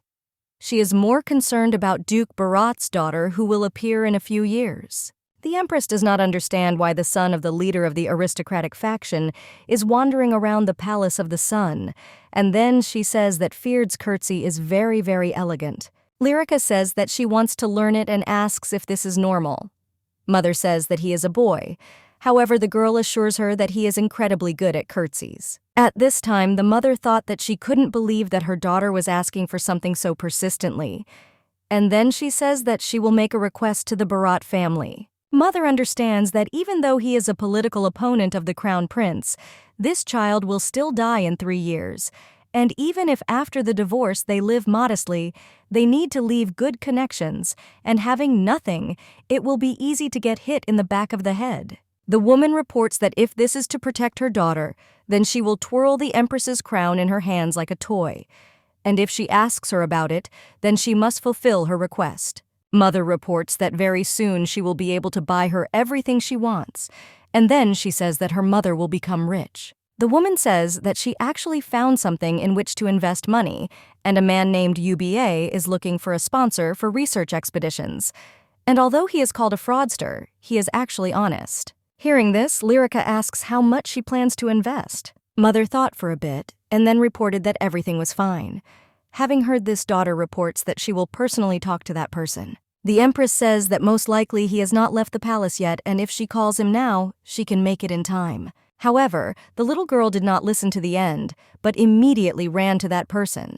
And, at that time, the woman thought that with such a loose tongue like his, he himself would persuade her properly, although this made him even more reminiscent of a swindler. Mother understands that her daughter still cannot trust her, even if everything has been smooth so far. Now you are an expert in society. Its factions of tournament and crinoline dresses are already at enmity, and she understands that it won't be long before the crinoline faction will be completely defeated. The woman does not understand who will wear a crinoline. If due to too large clothes, it will not be possible to run normally from a huge fire in the opera house, which is likely to happen. Although now, as an empress, she artificially brought him to popularity.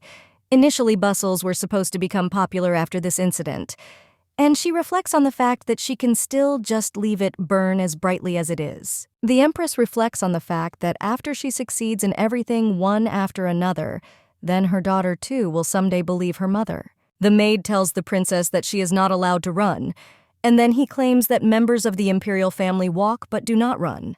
The princess answers the maid that she is now not a member of the imperial family, and at that time she thought that this was a shocking confession. And then the girl remembers her mother's words and reflects on the fact that because of this, she cannot believe her. The lyrics reflect on the fact that this man is a fraud, and people like him should not be given time to prepare for an attack, because he is going to deceive her homegrown mother and take away all her property. The girl understands that she really doesn't know, but at some point her mother completely changed. The main character thinks that her mother decided that that man did not even meet with him because of her distrust of her mother. Brain tells the princess that the man she is looking for is nearby. The servant says that he is greeting Her Highness the Princess, and at this time, a stranger says that she is the very princess about whom there are rumors. The main character looked at this unfamiliar man, and at that time she thought that this idiot was definitely a scammer. Feared says that for the daughter of a villainess and rumors, she was too similar to Robin Bird. At this time, Lyrica thought that he was UBA, and then she screaming said that he was a fraudster. And at that time she thought that she was nervous and confused what she needed to say out loud and what to herself. The girl thought that she needed to pretend that nothing had happened now. And then she asks if he is UBA and invites him to talk a little. At this time the princess thought that the brat looked like a natural swindler, and then she says that she heard that Her Majesty promised to invest in him.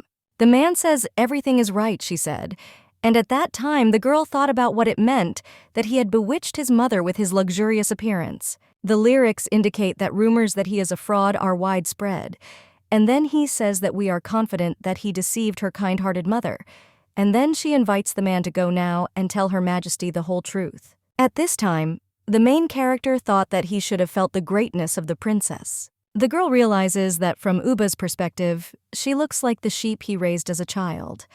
After all, she always trampled her hooves in the same way when she was angry. The man understands that now is not the time for such thoughts, and then asks how the princess can call him a fraudster, and reports that he is offended by this. UBA believes that if his princess listens to what he has to say, she too can find out what the truth is. And at that time I thought that it was with such difficulty that I got this sponsor, and therefore I couldn't lose him like that. The main character understands that he is right, because it is a little indecent to get rid of something he didn't even listen to. And at that time, I thought that she really had gone a little too far. The lyrics say that she will listen to him first, but only here in the garden can he talk while walking. The girl understands that even though he is a cheater, if she invites him into the room, she will feel too guilty. And if you drive her away, then she will also have this feeling. And if he's in the garden, he can easily run to his mother. UBA reports that he has already entered Suhei 3 times, and for the first time he lost all his comrades. The man claims that a person who becomes a legend of research expeditions will expand the borders of the empire, and in areas that could not yet be cultivated even more. On the one hand, empire's a haven for criminals, an endless desert, and on the other, an endless sea of trees, and monsters live there catching and devouring people. These are mysterious lands where neither a compass nor constellations nor the rising sun will help. However, rare seasoning plants and other things grow inside the dry, and there are also a lot of new things that when fellow travelers return, bring them a lot of money. Even without the confidence and ability to return home, people entered Sukhoi and disappeared there. And this business requires a huge amount of funds, therefore the support of aristocrats is necessary. The man reports that many considered him a fraudster and did not invest, and yet very soon he will return having achieved incredible success. UBA reports that in a past life he received a joint investment from commoners, and after that the unification of the expedition became popular, but he is not interested in such things. At this time the Empress drinks tea and thinks that Lyrica can trust her mother a little more. But I heard the main character say that she didn't even know this and considered Ubu a fraudster. The man looked at the girl, and as she rubbed her eyes, she thanked her for crying because of him, and then asks her to renounce what she said before, and he says that he will return at any cost. At this time, the servants thought that no matter how much they listened, it looked like fraud. The princess pulls out her silver coin and says that she is also investing in him, although not much. Lyrica realizes that this is the silver coin that she prayed for, dreaming of becoming a rich woman when she lived on the poor streets, and told herself that someday she needed to escape from here and live happily with her mother. Hearing this, the man is surprised and asks if she really believes in him. The princess reports that she believes in him because he speaks the truth, and at this time the maid says that it was fun because that's where the lie ends. Bryn thought about why he shouldn't become a theater actor, and then he says that this is payment for listening to an interesting story. UBA realizes that even when he was told that the new empress was calling him, he did not hope for anything. And at this time I thought that he had a loose tongue, but still everyone was the same, and they don't even believe him. The man remembers that the empress believes in him and therefore will invest all her fortune in him. And then he looked at the princess and thought that they looked like mother and daughter. UBA reports that he will definitely bring this matter to success and will still be careful in any way so that it does not cost him. The next day, the emperor says that he heard that she was fooled. However, the girl objects and says that UBA did not fool her. His Majesty claims that it is better to experience everything the hard way, and then asks if he is telling the truth. The gentleman says that he heard that Atul sent her away. The princess explains that she was not rejected, but His Highness is very busy. Hearing this, the emperor claims that in fact perhaps that child needs a person like her, and then he explains that he says that Atul acted like a fool. Lyrica asks His Majesty what is troubling him. However, he objects and says that nothing is bothering him. At this time, the emperor thought that he considered this a great way to kill time, but he begins to become more and more interested and has problems. And then he says that it doesn't matter because everything is just in time. Hearing this, the main character does not understand what he is talking about, and then asks. Suddenly, the prince enters the room, and the little lady greets His Highness. The young master turns to the emperor and reports that he has brought the report that His Majesty asked for. The emperor invites the prince to go with the girl to the shore of the lake and ride a boat. The boy wonders if this is an order. His Majesty replies that in a way it is. The prince has nothing left to do, and he takes the girl and goes for a walk with her. Lyrica asks if she can have the basket, but the boy assures that there is no need to do this. The main character reflects on the fact that at least the principal went to the walls with her without much choice, because His Majesty gave this order, and she thought that she could take this chance and make friends with him. When they came to the lake, the girl said that it was very beautiful and that she had never actually come to it before. The princess is interested because the lake is in such a place and where it is moving from,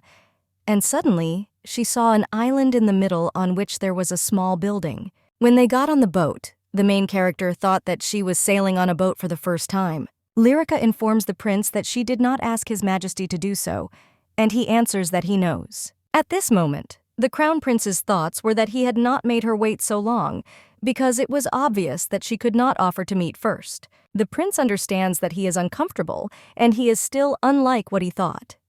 Maybe she chirps without stopping, and he does not feel hostility. The boy reflects on the fact that he has not heard such a voice for a long time, and therefore he does not even know how to treat her.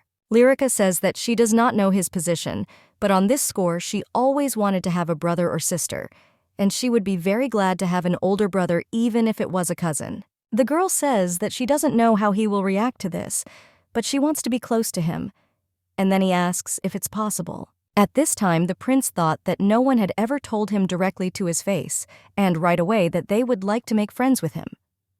And he understands me. Is this really how the crown prince is told? The guy thought that she was an alien or came from another world or from another country. He looked at the lady and thought that her eyes were like green turquoise and like the foreign sea that he had once seen.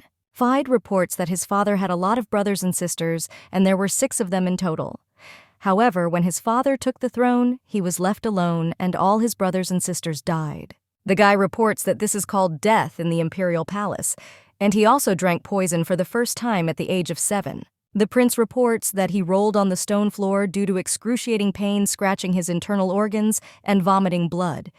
And he remembers what his father said before his death, that they are descendants of dragons created from fire and air and must bravely overcome difficulties. My father said that if he collapses from such nonsense being at the center of power, he will only be killed. I heard this girl say that he was probably very sad. At this time, the prince thought that there was not a single person around him who would say such a thing. The lyrics say that His Highness must become stronger, and at this time the prince remembers his father's words that he should believe his uncle, and the nanny argued that he too should become stronger. The boy thought that the top of the government was only outliving its ranks, until someone is left alone, and feeling his uncle's cold gaze on him, he is sure that he is too. And then he says that he was probably really sad. Lyrica asks if she's going to die. Hearing this, the prince asks what she is talking about, and the girl explains that she will not die like his father's brothers and sisters. No, and then says that she will not make him sad, and therefore he need not worry. Athel asks if she will always be by his side, and the little lady replies that of course, because brothers and sisters have to do that. Heard this, prince smiled, And then he says that he does not believe such a thing, and invites her to listen that he did not cry even at the funeral of his father in the imperial family. Power makes people like this. The main character says that any person needs these words, and someday these words may seem empty, but it's difficult for him to believe in them. And then she says that she needed them, and she believes that such things really exist. At this time, the young master thought that this girl was not a fool. And then he remembers that he heard that she would survive in poor areas, and he wonders how the world in this little girl's head can be so colorful. The prince reports that he refuses someone like her because it is burdensome for him. After all, for him, faces and voices like hers are too reminiscent of a fairy tale. At this time, a servant approaches them who turns to His Majesty and says that he cannot walk without security. The guy asks if this was His Majesty's order and then says that he always improvises. His Majesty points his finger at the man and says that this is his escort knight, Rowan. The servant says that he is pleased to meet Her Highness the Princess and then says that his name is Rowan Gray. When the main character looked at him at some point, a ringing sound was heard in her head. The girl realizes that from a long time ago she had a good instinct, and she believes that she survived on the poor streets thanks to him. However, she does not understand what is wrong with this man, and she has a bad feeling that he will definitely harm them. The princess asks how he found them. The knight replies that he asked the chamberlain. And at that time, the girl noticed that he was pulling out a sword and then screaming, turning to His Highness. The boy takes the girl in his arms and he protects her. However, the young master does not understand what is happening and asks why he is doing this. The knight reports that he served him for 8 years for this moment, and given their affection, he wanted to send him to the next world at least, so that he would not find out about anything. Rowan says that's how things turned out in the end. The prince at this time remembers his father's words that he must not forget that their ancestors were dragons created from air and flame and sailing through the skies. Athel remembers the words of the aristocrat who said that the prince does not even cry at his father's funeral, even though he is Thakar. But this actually scares them. At this time, the boy thought that he needed to become stronger, but he did not understand how he should be in such a situation if he was attacked by an adult-trained man with a sword in his hands. And he also does not understand what he should do with the body of a 12-year-old small child without the power of Tokarov. At this time, the lyrics address the knight and say that he is a bad traitor, and he is the worst person who believes that he has reasons to do this, shamelessly intend to kill a child. Knight Rowan reports that he cannot believe that he made such an ill-mannered girl a princess, and this was expected from an emperor of unknown origin. The knight reports that the problem is that he is the head of an entire country, and now a new one will come to it. When Rowan attacked the prince with a sword, he quickly dodged and then hit him with a wine bottle, thereby injuring him. And then the boy took the girl and ran. The prince remembers that when he knocked out a row at the age of 7, when he opened his eyes, there were only servants next to him, and as soon as the time came for the end of the work, they left. Uncle said that this time he was fine, and everything was fine, and didn't even come. He only talked to the chamberlain that his defenders would be sad if he died, and when they return to their families they will be consoled, and they will find a new owner, and will take care of him. Athel reflected that if he died, his uncle would give birth to his own children and appoint another crown prince. And he doesn't understand why there are so many people who can replace him. The boy understands that everyone in life has their own person dear to them, but for no one he was such, and he no longer has a person whom he could love so much. I thought that absolutely no one loved him, and he didn't love anyone. And this means that he is independent of no one, and he is stronger than everyone. The prince fled with the girl, indicating that he can become stronger, because he is a descendant of dragons created by air and fire, and even the inability to use abilities will not change this. And that's why he doesn't care. After all, he is sure that he will become stronger even without the abilities of dragons. The boy reflects that if he ever grows up, he will put a crown on his head and sit on the highest place. The prince believes that he has neither eternity nor supporters, and together with him he does not need any of this. The knight grabs the girl by the hair and says that he behaved impudently. The young master took the stick in his hand and tried to defend himself. And at that time he thought that he, being sure that he was behaving like a fool, and did not understand why he was protecting this stupid girl who had become a burden for him. At this time, the prince thought that the world had come to an end, for thick darkness fell over them.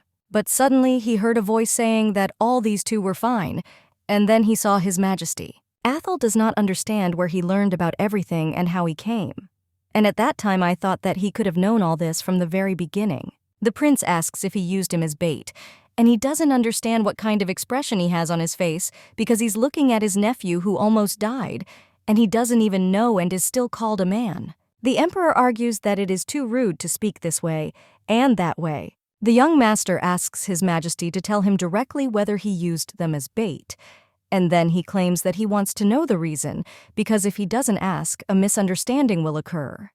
And at that time, I thought that he might not like this answer. The emperor replies that he did not use them as bait, and then explains that the picnic was indeed a spontaneous decision. His Majesty says that he came to them because her mother somehow found out about it and made a fuss, and then he reports that they were going to come together. But as soon as he found out that Etil was in danger, he arrived first. The emperor turns to the girl and says that her mother is also on her way to the ship and is probably not visible to her, and then says that in any case, she is sailing on a boat. Hearing this, the little lady began to cry. The prince asks if she was hurt, and he wonders if Rovan somehow hurt her when he grabbed her. The princess ran up to the prince and then hugged him and said that she was very scared, and then he says that everything ended well. Suddenly, they heard the voice of the empress who called the name of her daughter, and at this time, the prince invites the girl to go to her mother. The emperor tells the woman that they are both fine, and she says that she is glad because everything is fine, and then she hugs the children. The empress asks if the children are okay, and the emperor explains that it was he who saved them and asks why she doesn't hug him. Hearing this, the woman asks how he can say such things now. And then they explain that it's psychologically difficult for children, and therefore they need to leave there as soon as possible. The prince reminds the girl that he said that she would not die, and then they take her to her room. Etil says that he is sure that someone was behind Rovan. The emperor says that they are investigating it and thinks he has learned a lot too, then asks if he hasn't, and then he suggests being careful of your surroundings. His Majesty invites the prince to go to his room to rest since he is not injured anywhere. At this time, the empress invites him to wait, and then informs him that she has no right to say anything about raising children, because she was angry that Lyrica kept her waiting and didn't look after her, even though she knew about the possibility of an attack. At this time, the woman thought that she had no right to say such a thing, and if she had told her, Lyrica would not have been attacked, and apparently that's why people should do good. The lady realizes that compared to that man, and then asks if that's all he can say to the child now. And then she says that that's why he won't trust people. The emperor does not understand what we are talking about and asks about it. The empress says that he also learned a lot from this incident, and then asks if it is necessary to say such things now. After all, he himself doesn't trust anyone, and she doesn't understand how she can change a child again. Hearing this, the emperor asks how she dared, but the woman suggests they wait a minute, and then reminds him that he promised not to swear in front of the children. The empress turns to the boy and says that she will support him until he takes the throne. And then she says that she is not going to give birth to a child from the emperor. The woman believes that although it seems that he doesn't care about anything, Atheltos will still put him on the throne because he is not so stupid. And for her, it is important whether he believes her or not. But she is simply telling him the truth. The prince asks if they were involved in the attempt on his life.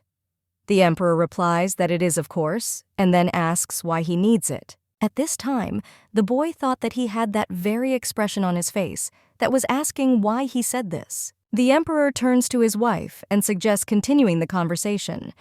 And then he reports that she says that he is incredulous and he does not understand why she is even saying such things. The woman asks how he thinks and then says that she doesn't know. His Highness says that there is only one thing he is sure about her. At this time, the prince sitting outside the door reflected on the fact that everything that had happened up to that moment was a misunderstanding. The maid turns to the prince and says that the princess is looking for him. And then he went to the little girl's room and asked what was wrong and why she couldn't sleep. Athel says he was told she was looking for him. The girl explains that she wanted to offer to sleep together. The boy lay down next to her in bed and then asks if this is enough. And she says that's enough, and he asks why she's so happy. Lyrica replies that they sleep together like that, and she would definitely like to try it when she has a brother or sister. The prince strokes the girl on the head, and she asks the prince if his highness is scared, and then he says that it seems to her that she will never forget about this.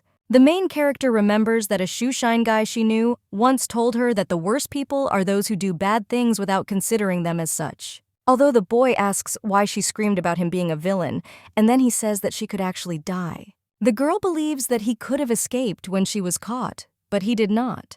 The guy explains that he is used to this because this is the fourth time hearing this.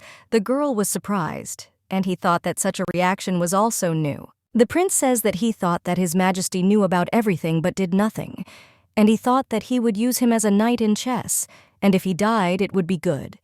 And if not, then there is no difference. At this time, the boy thought that the emperor had such a face because he really did not understand what he was talking about. And he also can't believe that this inhuman uncle talked to his aunt about such things. And if the aristocrats saw them, they would fall from shock. Athel reflects that he actually saw a different side of his uncle that day. The little lady says that she thinks she will be scared even the fourth time. The prince takes the girl by the hand and then says that the feeling of betrayal is stronger than fear. And he does not understand what is the reason that Rowan did this now, after the passage of time. After all, he has been with him since childhood. The boy says that he will not let go of her hand and then invites her to sleep peacefully. And at this time, he reflects on the fact that he could get rid of him at any moment, and he does not understand why Rowan did it now. And he can't believe that the 8 years they spent together turned out to be a lie.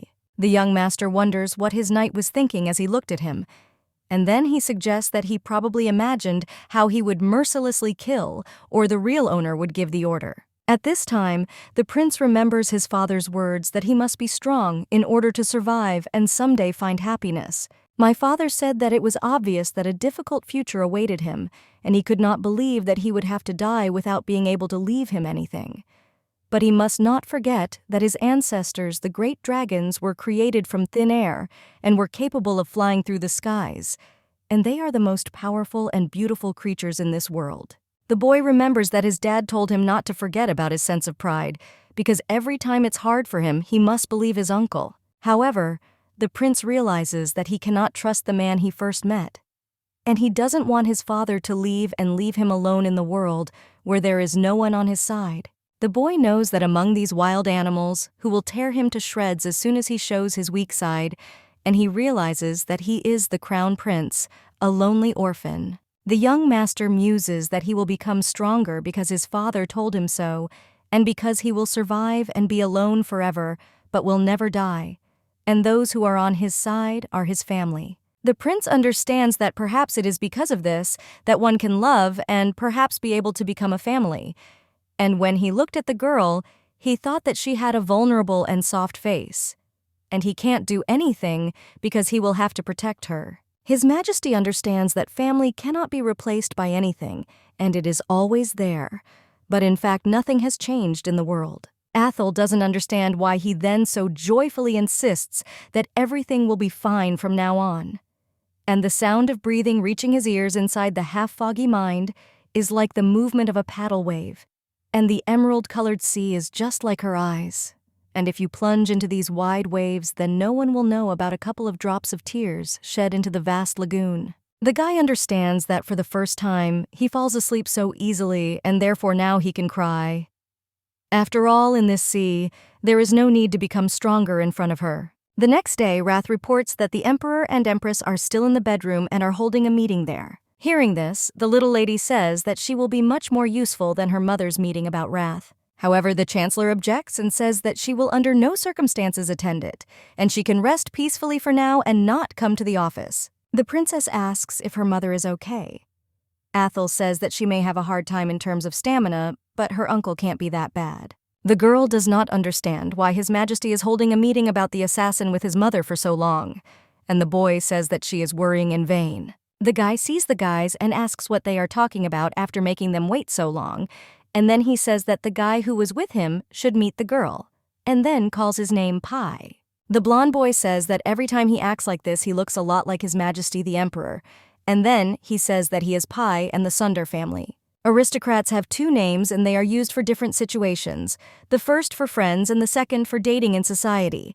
And the girl understands that this is a very old-fashioned greeting, using only the middle name. The main character remembers that Mrs. Glendoran told her that now everyone uses only their first name. The girl says that she is pleased to meet Pai from the Sundar family, and she is informed that her name is Lyrika. The boy says that it is his honor to know her first name. Pai then meets her friend Bran and then asks if she knows him. At this time, the girl thought that this was the guy she had seen before. The main character remembers that the teacher said that the Sol family are not aristocrats, and therefore they cannot introduce themselves to members of the imperial family.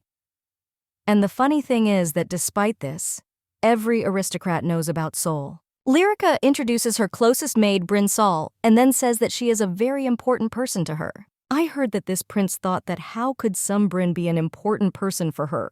When they were walking, the prince asks the girl if she invested in the scammer's business, and then claims that he heard about it and then says that there are rumors about him everywhere that he is a fraudster. The lyrics claim that UBA is not a fraud and he is a good person. Athel says they all seem that way. However, the girl objects and says no, and then explains that if he listens to him, he will understand. And at this time, the prince thought that she had been completely deceived. The prince says that Suhi is always a gamble, and he doesn't understand how he can 100% guarantee that he will come back. The main character claims that even the fact that he guarantees this already means that he is not a fraudster, and he has a lot of other experience. The guy does not understand why she is like this, because he thinks that there are only good people in the world. And then he claims that he is sure that the idiot will turn out to be a fraudster. ATL agrees with the girl and then asks what if he continues to insist that this is not so, what will she do later when he turns out to be a fraud? Pai asks why they are fighting over this man, and Bran supports him and says that he does not need to fight over this. The prince turns to the girl and claims that if it suddenly turns out that that idiot is a fraud, then in the future, when she invests in something, she will first have to get permission from him.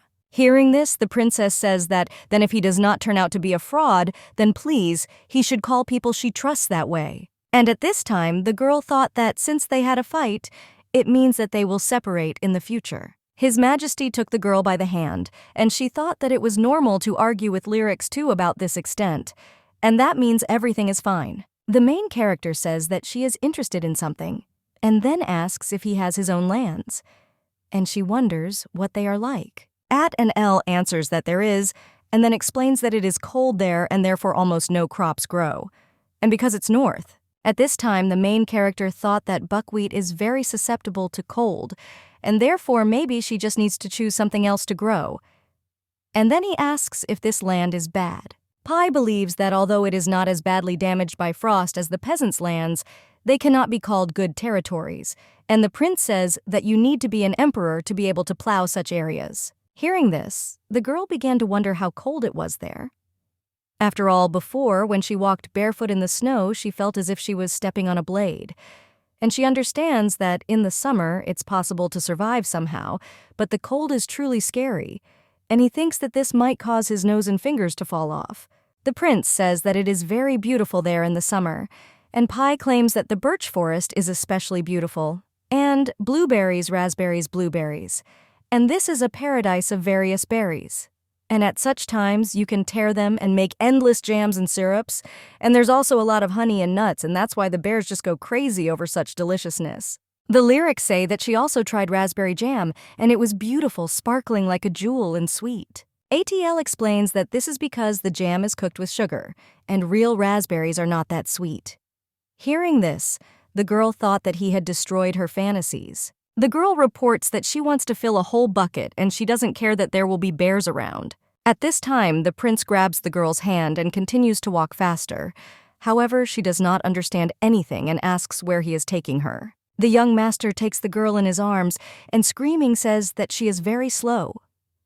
At this time, she thought that this was déjà vu since she was sure that this had happened before. The girl reports that she is heavy, but he objects and says that she is not heavy, but much lighter than a foal. Lyrika heard this and doesn't understand why he compares her to this. The young master announces that they have arrived, and the little lady saw the palace wall. Pai asks His Majesty if he is sure that everything will be okay. Lyrika asks if she should grab the vine and climb over it. ATL says that everything is fine and then shows the door and opens it. When the girl walked out the door, she saw a field with raspberries, and then he asks in surprise where they are. The prince invites her to pick only ripe berries. Lyrica began picking raspberries with delight. The young master gives the girl the keys and tells her that she should now manage this place. The girl was surprised when she heard this and then asked if she could really use it. Lyrics addresses His Highness and says that although she will use it, she suggests that he remain the owner. However, he objects and tells her to use it herself. Hearing this, the girl replies that she will do so if he is a co-owner. The main character understands that she will leave here someday anyway, and therefore it is somehow absurd to become the only mistress. ATL asks why she is addressing him as His Highness. After all, she said that they are family. Hearing this, the little girl hugged him, and then they all went to eat raspberries together. Pi turns to the princess and says that she eats deliciously. Hearing this, the girl thought that she had violated the rules of etiquette. However, the blonde guy explains that he just liked how happy she looked. And at that time, I thought that he was a fool because he could not tell the princess that she looked happy. And he understands that if it were another aristocrat, he would take this as an insult. Pi thought that he had made a mistake and could not restrain himself because she seemed incredibly happy. At this time, the girl thought that it was very tasty for her, and it was fun. The prince thought that he was pleased that the princess did not look for subtext in the words of other people, and she believed what was said directly. Pi is worried about how the princess will interpret his words, and who she will report them to or find a weak point in them. And then he turns to Her Majesty and says that he apologizes because he said something unacceptable. Lyrica objects and says that she also violated etiquette because she should not have asked the same thing. And at that time, I thought that a real princess would not ask such a question. But the boy assures her that it was he who made a mistake, and without noticing it, became too relaxed. The girl says that she will forgive him if he gives her one berry. Pi says he will give even 2 or more, and he also wants her to forgive him so much that he is ready to buy a whole bucket for her. The prince looked at them and said that he was looking for an excuse. And then he says that he simply doesn't want to do something every time when in the future he will need to ask for forgiveness for it. Pi turns to the princess and says that even though the prince is like this, he asks to take care of him. Adenel heard this and angrily asks who he is to ask for him. Lyrica speaks to the maid and says that she will share half with her since she has helped her the most. When the prince went out onto the balcony, he says that he did not think that he would be able to enter that garden again. Pi reports that the princess does not know how important he is to him, and yet he imagines how much he values and supports her. ATL reflects that the previous empress was of lower origin. For the sake of a wife who is unable to overcome the continuous condemnation of ministers and loneliness in noble society, the emperor laid out a small garden inside the palace and built a hut there, and the empress locked herself in that place and never went out into the world. It doesn't matter whether the ruler of the country did the right thing or not, because this place was a small paradise that belonged only to the empress. At this time, the woman reports that a letter has arrived from the empress, and that despicable one who said that you want to make him the princess's curtsy teacher. And she wonders how big of an ignoramus you have to be to ask a boy to teach this. The aristocrat says that since they have a name, Takar will benefit from keeping in touch with them. And then he offers to take this opportunity to see how pathetic they are. Hearing this, Feared agrees with his mother. At this time, the main character came into her mother's room. But when I saw her, I thought that while they had not seen each other, my mother began to look incredibly exhausted. The woman asks if nothing happened to her daughter, if anything is wrong with her. And at that time, Lyrica thought about how difficult it was for her at this meeting, and then asks if her mom is okay. Mother replies that she is fine and then explains that she is just tired. And at this time, the girl thought that maybe because of this, her skin was slightly shiny. And although she is not the same as always, her mother is wonderful. The woman asks if mom has become very ugly. One daughter objects and says that her mother is the best in the world. Lyrica asks if mom was bitten by the inexhaustibles. The woman replies that she thinks there are insects in the room. And then he reports that mom is fine. However, the girl assures her that the marks are very red on her face, and the woman screaming says that she is fine. At this time, the girl thought that her mother was very embarrassed by insect bites, and yet she had to help her. Mother reports that during this time a response came from the Barat family, and they gave the go-ahead to their request that Thiest Barat teach her, and then Mother asks if she is sure that everything will be okay. Hearing this, Lyrica enthusiastically says that everything will be fine and reports that she is happy.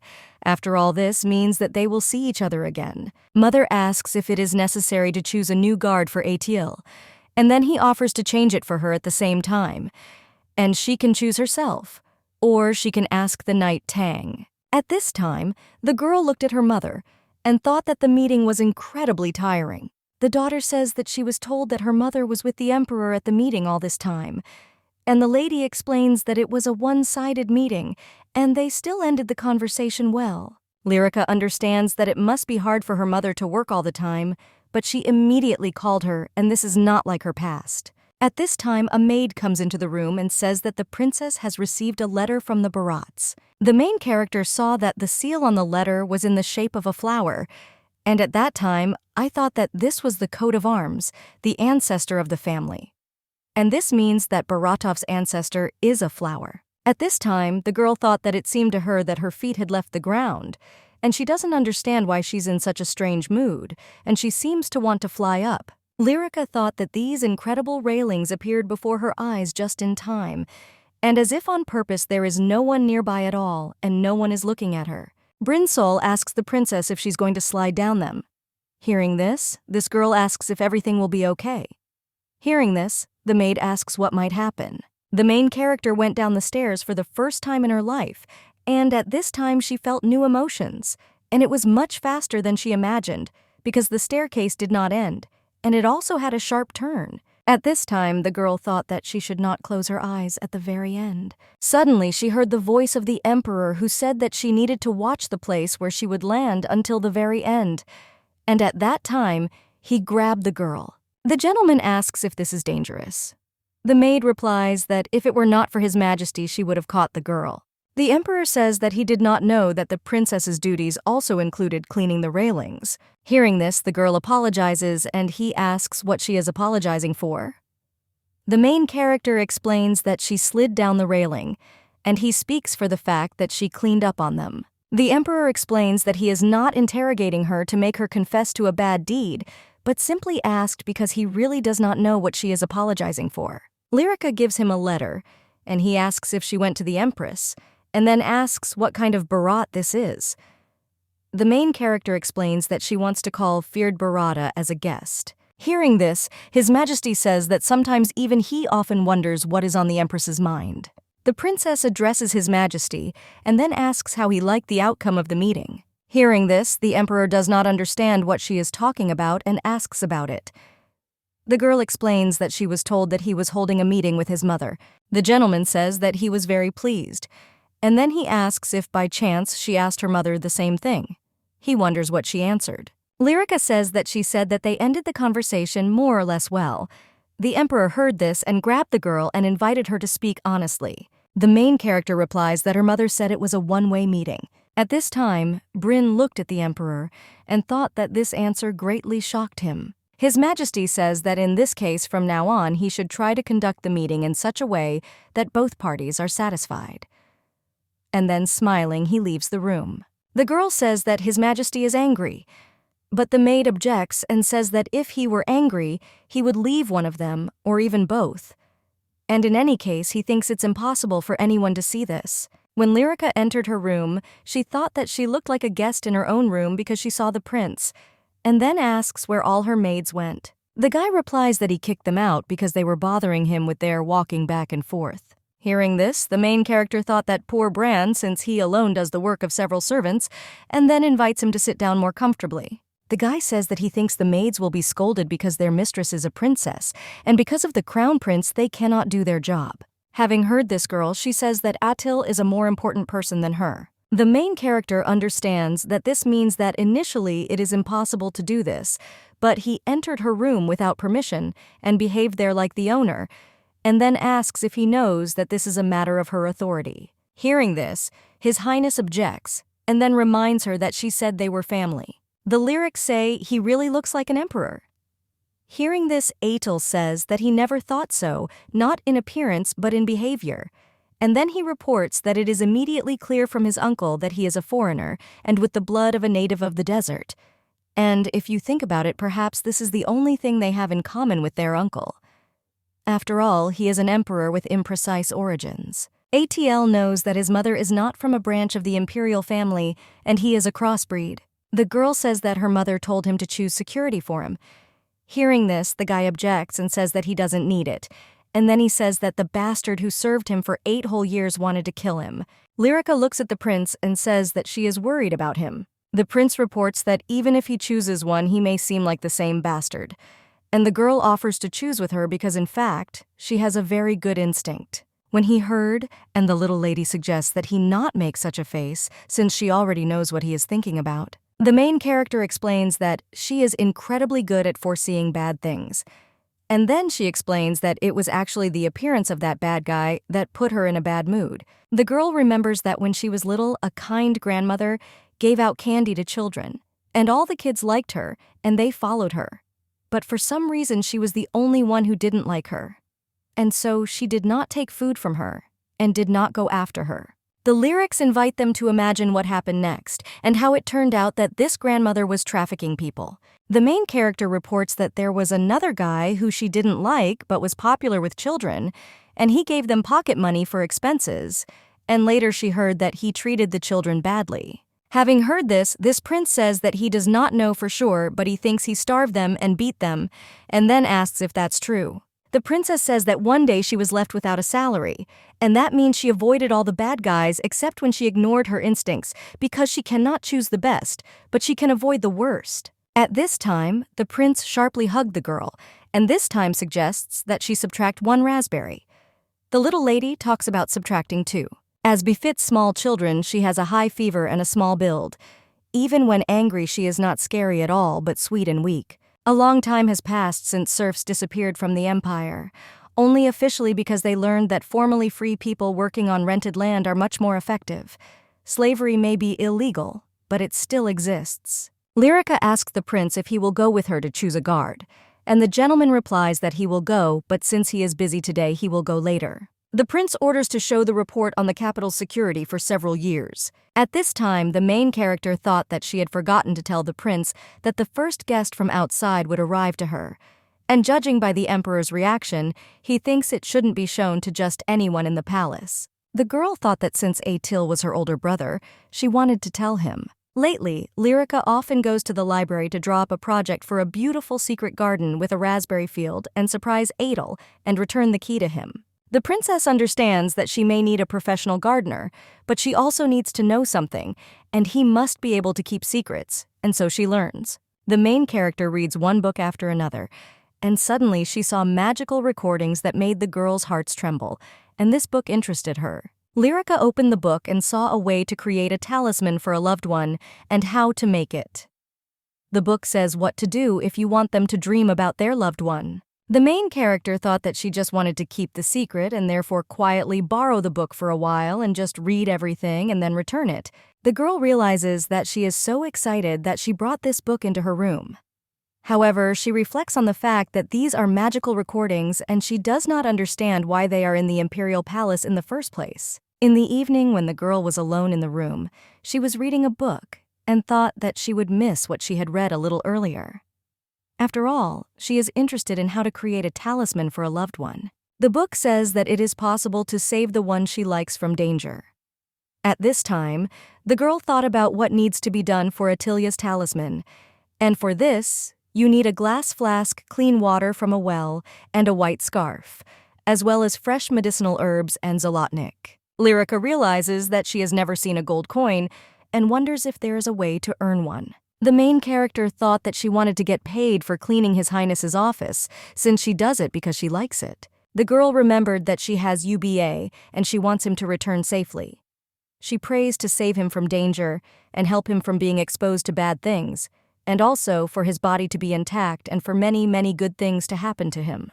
Lyrica prays for help to get the spool. The next day, the emperor turns to the girl and invites her to buy something tasty, and then gives her a gold coin. His Majesty says that the girl is not energetic because she eats little. Hearing this, the main character objects and says that she ate 2 whole sausages in the morning, and the master says that's why she has nothing but bones. The emperor gives the girl jewelry and tells her to buy herself some treats and eat.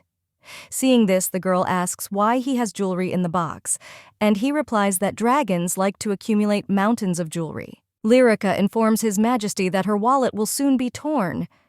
I heard the emperor stroking her head, and at that time she thought that these touches had become much softer than before, and she understands that although awkward, it is a confident expression of love. The princess looked at the gold coins, emeralds, and diamonds and thought that today she was rich. The girl took a green emerald and says that it is just like a summer garden, and the sapphire is similar to the color of Attilius's eyes. The maid tells the princess that she also has a pearl that looks very high quality and is very beautiful. At this time, the main character thought that she had received a spool, and now she needs to look at the book and start preparing to make a talisman. When Lyrica looked under the pillow, she saw that the magical notes had disappeared, and the maid reports that she has the book she is looking for. Breen says the title on the cover was too loud, so she decided it would be better to change it, and she also says that she has no idea where she got the book. The maid says that the magical writings will make girls' hearts flutter, and this book was popular among young ladies several years ago. And in this book, she can find out how many boys have unrequited love for her with the help of flower fortune telling. And also with the help of the book, you can find out the compatibility of two people using fortune telling by name. After all, these are about the same kind of cute children's fortune telling. Everyone who should knows this book, and it literally says on the cover that she has someone she likes. Bryn turns to the mistress and says that she will take her secret with her to the grave, and therefore suggests that she has nothing to worry about. And at that time, she thought that she couldn't believe that the princess already liked someone because she was worried whether she was too young for such a thing. The maid realizes that her princess is not like everyone else. Because she's smart, that person could also be an adult. And it could be the Chancellor, and it couldn't be kids like young Master Sandar or Bran. The maid turns to the princess and says that it will be difficult for her to complete the spell alone, and therefore she will help her. And then asks which one she was thinking about. Lyrica says she wants to make a talisman. And then he says that she was worried about the gold coin, but His Majesty gave her a whole bunch, and so now she thinks that everything is in order. The princess reveals that she will make it for Atiel and His Majesty, as well as Bryn for her. Hearing this, the maid does not understand whether the princess really believes that this book contains a real magic spell, and she thought that their princess was cute and did not yet know what love was between a man and a woman. The maid hugs the princess and says that she will help her with everything, and at that time I thought that at this age it is enough for a little lady to simply receive love. The main character read a letter in which it was written that Feed could come to the palace at any time. Bryn claims that, in this case, she really had better find security as soon as possible. And at that time, I thought that most likely he would not do stupid things to members of the imperial family right in the palace. But still, this is the same Barat. The maid turns to the princess and says that she cannot meet with a guest from outside without security. Lyrica approached the prince and invites him to find himself a guard. And then he reminds him that she said she would choose it for him. The girl saw that the prince was tired and then asked if she should call him another day. Hearing this, Pai says that perhaps it would be better. And then he says that he doesn't know what kind of wind blew, but he suddenly wanted to review all the documents about order in the capital, and so they didn't sleep all night. The prince claims that this is some kind of nonsense and then announces that he is ready to go. Athel turns to the princess and asks why she is walking behind, and he wonders if she is a servant. Lyrica explains that he's just fast, and that's why she can't keep up with him. However, the boy objects and says that she is the one who is slow, and then asks if she can ride a horse. The girl replies that she has never ridden a horse or even seen people who do it. The princess says that you can meet horses while walking in the park, but she didn't have time. And then the young master claims that it would be better for her to learn to ride a horse. And then he takes the girl in his arms and says that now it's good to do this. The servant addresses His Highness and the princess, and then reports that the captain is still in the office, and that is why he is not here now. Hearing this, Adil believes that today they will not be able to choose a knight, and then suggests that they can come next time. However, the little lady objects and says that they will wait. At this time, the main character thought that if not this time, then next time the prince might change his mind. While they were waiting, the princess watched the knights, and at that time she thought that now she knew what the weapons of the Imperial Guard looked like. Suddenly, Lyrica saw a knight who found her on the street and brought her to her mother. She comes up to him and says that they have not seen each other for a long time. The knight greeted Her Highness, the princess, and she asks if Tang happened to say anything about her. The guy remembered and said that he had already been told all this. The princess talks about him wearing civilian clothes and then asks if that means he's on vacation. The guy replies that he will go to his hometown. Hearing this, the girl thought that Lob was just like then, and at this time she thought that she had a strange feeling, and she doesn't understand why everything was fine until that moment. The main character doesn't understand what to do, and then she got excited. He saw the excited girl Athel asks what this idiot told her. The girl objects and says that he understood everything wrong, and at that time she thought that everything was in order because the young master was standing behind her. And she understands that maybe the problem is that he will go to his hometown. The princess turns to Lob and then asks if it is possible for him not to go there and invites him to become her escort knight. The guy was surprised when he heard this and then asks if she is serious. The girl explains that of course it's serious, and if he doesn't want to, then nothing can be done. At this time, the main character thought that the ringing had become quieter, and canceling his departure was the right answer. Laos reports that he is no longer a knight, and at this time the girl says that even if not, and then asks if she can't just hire him. The princess says that she is not sure how much she can pay, but Atel asks in surprise why she would hire this idiot since he is Wolf, and judging by the fact that he was going to return, he is simply incompetent. At this time, a misunderstanding occurred between the guys, and the princess invites His Majesty to stand still, but he says that she simply doesn't know something. Lyrica turns to Lob and says that even if he is not a knight, and if he does not mind her paying, and then says that she wants to hire him. The girl shows him the pearl and says that this is his advance, and then he says that this is a very high-quality product, and it is incredibly valuable. And this is a super precious item that will cost incredible amounts of money. Laos says he will do it. And at this time, the main character thought that this unpleasant feeling had completely disappeared from her. Lyrica realizes that for the first time, she herself got rid of the sensation. The guy reports that he will serve her faithfully. And at that time, the girl could not think that she could change him. After all, it turns out that you cannot avoid this feeling, but change it. At this time, the main character thought that she felt completely safe. Tan wonders if anyone can explain to him what this situation is. And then he says that to begin with, the applicants can only be shown to His Highness the Crown Prince. Hearing this, the young master speaks about what Lyrica will choose, and the girl claims that she has good instincts. The young knights lined up, and the main character looked closely at each of them, and then she pointed her finger at the two knights. The young master says that if she likes two people, she can hire them both, and then he says that it's good to work in shifts. If they are finished with everything, then he will go because business calls him. At this time, the main character thought that these other knights were not bad people. Well, they just didn't ring like Lob did, and they didn't seem like very good people. The commander of the Imperial Guard asks the princess if she knew that Laub left the knightly detachment today, and he wonders if everything was okay with him. Lyrica explains that everything was very bad because of the danger her back became covered in sweat. But it happened because of his words that he was going to his hometown, and when she hired him, everything became normal. Tan offers to listen to him, and then says that she shares the same homeland with him, and then asks what happened there. And then he says that he could not even think that she would take him to her place. The knight suggests to the princess that if anything happens, she should tell him about it. And then he says that he will support her in absolutely everything. The captain of the Imperial Guard sincerely thanks the main character for hiring Laub. Hearing in this is the maid saying that he will actually support them. And since he is the head of the knights, this is very important for them. The main character understands that it is very rare for the head of a guard detachment to be completely on someone's side.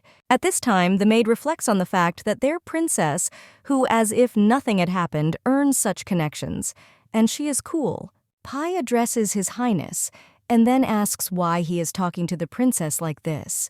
Hearing this, the young master does not understand what he is talking about, and then asks. The boy explains that he is asking because he is saying things that might hurt her. However, the prince does not understand what and when he said it. Pai explains that he did this every day, and then remind her that earlier he had asked why she followed him like a maid and then why she couldn't ride a horse. The blonde guy claims that this is all true, and if his original goal was to offend her, he would not have said anything. Well, since he hasn't slept for several nights, because of the princess's words alone, he invites him to think about what would happen if the princess spoke to him like that. Pai explains that the princess can address him as if he were walking in front of her as if he had become her master, and then asks if she really felt unpleasant. The blonde guy claims that the princess is kind, and therefore simply missed his words.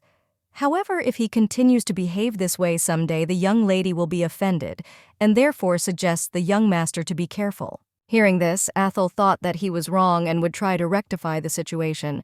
Pai thinks that if he cares so much, he might as well give the princess a gift, and it's a pony with a beautiful creamy mane. The fair-haired guy says that the princess is still small, and therefore it seems to him that it would be good if she moved around the spacious garden of the Palace of the Sun on a horse. At this time, the main character informs Tan that a guest will arrive tomorrow, and then she says that she will drink tea for the first time, inviting a guest from outside.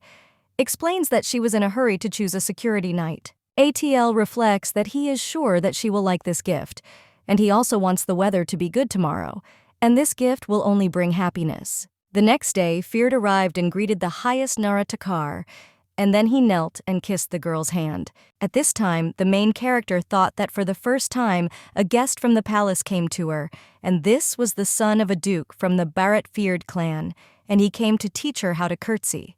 And for the sake of this day, some exchanged letters, and she hastily appointed a guard knight for herself. Lyrica therefore wanted to prepare properly without making mistakes, because their last meeting was incredibly incredible. The main character looked at the guy and thought that he had a truly luxurious appearance.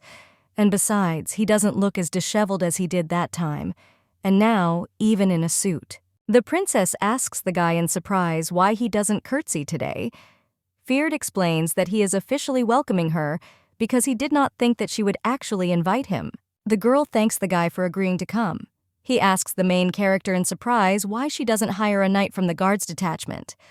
And then he says that he is sure that they will talk about this behind their back. The guy reports that the aristocrats will be interested in why the princess could not assign a guardsman to her, and they will also say that she may be discriminated against because she is adopted. Hearing this, the main character says that even so she does not cease to be Takar.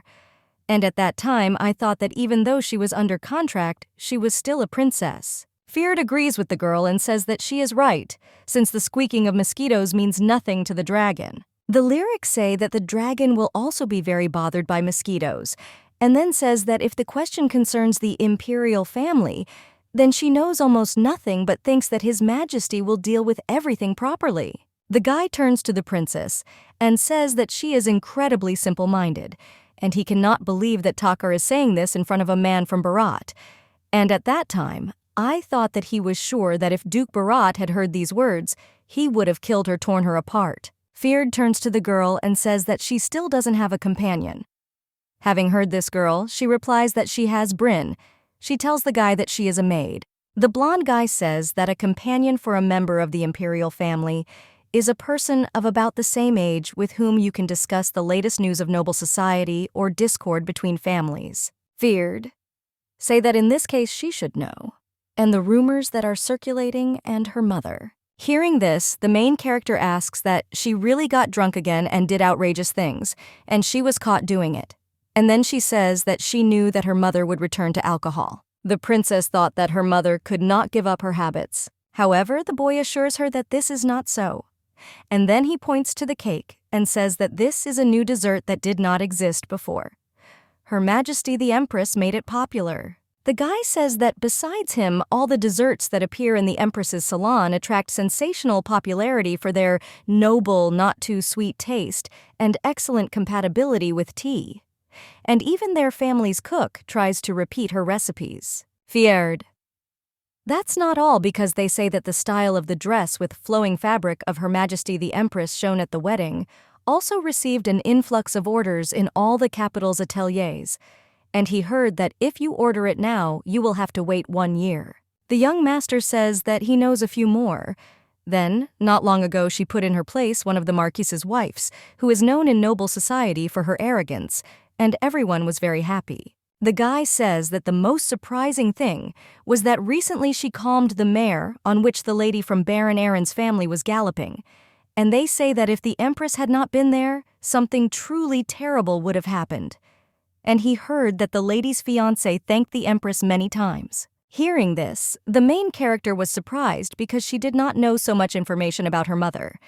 And then she says that her mother is the most beautiful woman in the world, and she has become so affectionate that it even surprises her. The girl reflects on the fact that mother is, after all, mother whom she must always look after. Feared asks the princess how about him as a companion. And then she reports that having talked with her in just a little bit, it becomes clear that she does not have someone with whom she can discuss everything, and for the sake of establishing a friendly connection with another family or realizing one's desires from a family of aristocrats. In any case, for various reasons, they want to become companions of those in power. The princess says that apparently she does not yet have enough power, and that's why they don't offer her this, because she's not yet an emerging power. The guy heard this and didn't understand what she was talking about, and at that time he thought that he almost said it out loud. And he understands that the fact is that only she herself cannot realize this, that the person so desired by everyone like the Empress is her. Feared reflects on the fact that Princess Lyrics is a girl who knows nothing at all. At this time, the main character thought that on the poor streets she was so busy with work that she did not have time to make friends, and at this time she does not understand what to do after she gathers her aristocratic friends. The girl understands that she really likes Bryn, but she is with her because the maid is close to her and therefore does not play with her as a friend. The main character reflects that someday when she becomes an outstanding princess, there will probably be people who want to become her companions. Lyrica turns to the guy and asks him to teach her how to curtsy. After all, she understands that this will be the first step in becoming an outstanding princess. When the girl looked at the guy who was curtsying, she became interested in how one could greet so beautifully. And then he asks what Her Highness is thinking about when she curtsies. The girl replies that she is thinking about how far to bend her knees and the angle of the inclination, and whether it would be more elegant if she made it slower. Feared suggests putting an end to such confused thoughts, and then he says that she should think about what is most beautiful in this world. At this time, Pai asks the master if it is possible to go to the girl's room like this without warning. Hearing this, His Majesty says that he is interested, and then asks when he warned about this. The prince says that he said he would prepare a gift, and he believes that he doesn't do this often, and therefore he needs to surprise Lyrica. Hearing this, Pai thought that His Majesty definitely did not come to apologize for the thoughtlessly spoken words, and first wanted one thing and then another. Until I am sure that the princess will really like the gift. At this time, Feared invites the girl to repeat that she is the most beautiful in the world, and then the little lady reluctantly repeats after him. The young master looked at the girl and said that it seemed to him that she did not believe in it at all. And the princess answers because it is not so, and she understands that she does not have such beautiful blonde hair as her mother. However, Feared. She claims that the princess is beautiful, and with hair the color of wood, she looks like a fairy of the forest, and her eyes are like Lake Rudin, whose surface reflects the sunlight. The guy turns to the little lady and says that this is why she can be confident, and then invites her to try again, screaming that she is the most beautiful in the world. Lyrics repeats after him, and at this time thinks that this is a new type of torture. After all, she didn't think that she would say such a thing in front of a person who was more beautiful than her. Feared believes that the princess will curtsy to few people anyway, and then maybe she has a reason why she needs to learn him like this. The main character explains that all this is because she wants to show it to those very few. And at this time, she introduces her mother, who says that her daughter is really elegant, and the emperor reports that he did not expect it, and now he is pleased to look at it. The little princess thinks that she is not beautiful, and in this world she is the sweetest and most charming, and she understands that this also confuses her, but she still considers herself cute, and she hears these words every day when she talks to her mother.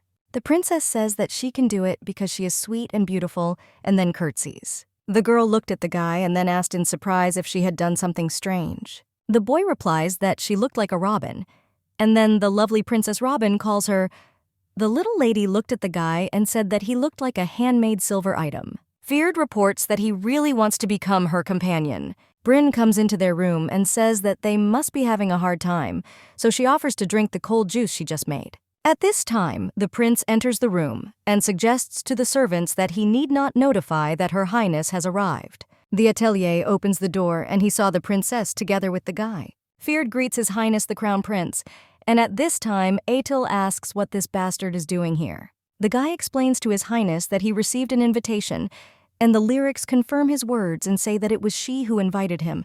The prince angrily asks how he dared to seduce his younger sister, and he wonders if he wiggled his tail in front of her and cajoled her with his pretty face and sweet words. Feared explains that the princess was the first to ask him to come to her, and the prince heard this and pushed him. When Lyrica saw that, she wanted to go and calm the prince, but Lore restrains her and says that she shouldn't approach him at this time. Athel invites the guy to disappear before he wants to check whether those same rumors are true, and then calls him Baratov's masterpiece. At this time, the main character thought that everything was shaking in the room, and she assumed that it was an earthquake. Suddenly, she realized that it was not the floor that was shaking, and as if objects were reacting to something, and she doesn't know what it is, but she understands that this is impossible. Lyrica turns to the prince and asks him to stop doing this, since she invited this guest. The girl reveals that she will not forgive him if he continues to be rude to Feardy. The princess claims that she is responsible for Feared's safety, and therefore she asks His Highness to leave the room. Athel asks the little lady if she even knows who this idiot is. At this time, Bryn turns to His Highness the Crown Prince and says that this is the White Dragon's room and the princess's place of residence, and therefore she asks for forgiveness for interfering in the conversation of respected gentlemen, but she can no longer tolerate rude treatment of the princess. The prince says that if she likes him so much, then she can do as she knows, and then leaves. Lyrica thought that she was scared because she did not think that Atil would decide to punch him. The girl turns to Feared and asks if he is okay, and then she says that she will order a doctor to be brought right away. However, the boy assures her that it is nothing serious and she does not need to call a doctor. The guest reports that what is more important to him is whether Her Majesty is okay, madam, and then he says that because of him, the princess had a strong quarrel with His Highness. Feared asks if he was one of the people she wanted to curtsy to, and then smiles. At this time, the main character looked at the guy and thought that he was smiling as if everything would be perfect if he just repaired the broken parts. And then the girl says that a simple verbal quarrel does not make them enemies, and it is obvious that Atil did the wrong thing. But since he is her guest, she must take care of him. Lyrica invites the guy to sit down and then says that if he doesn't want to call a doctor, then she will simply smear some medicine on his wound. Feared looked at the girl and thought that this was the first time he had seen her like this since she was quite a little angry, and then asks if the princess is okay. The guy says that nothing bad happened because during training you can get even worse. Hearing this, the girl objects and says that this is not training, and being beaten is painful and scary. The main character recalls that previously, in order to protect the person dear to her, she could not do anything except pray to the Lady Star for her desire. However, the girl understands that now everything is different, since she dominates the room of the White Dragon. And of course, with great power comes great responsibility, but she allowed this to happen to her guest. Lyrica thought that she did not want and would not allow Feared to leave just like that.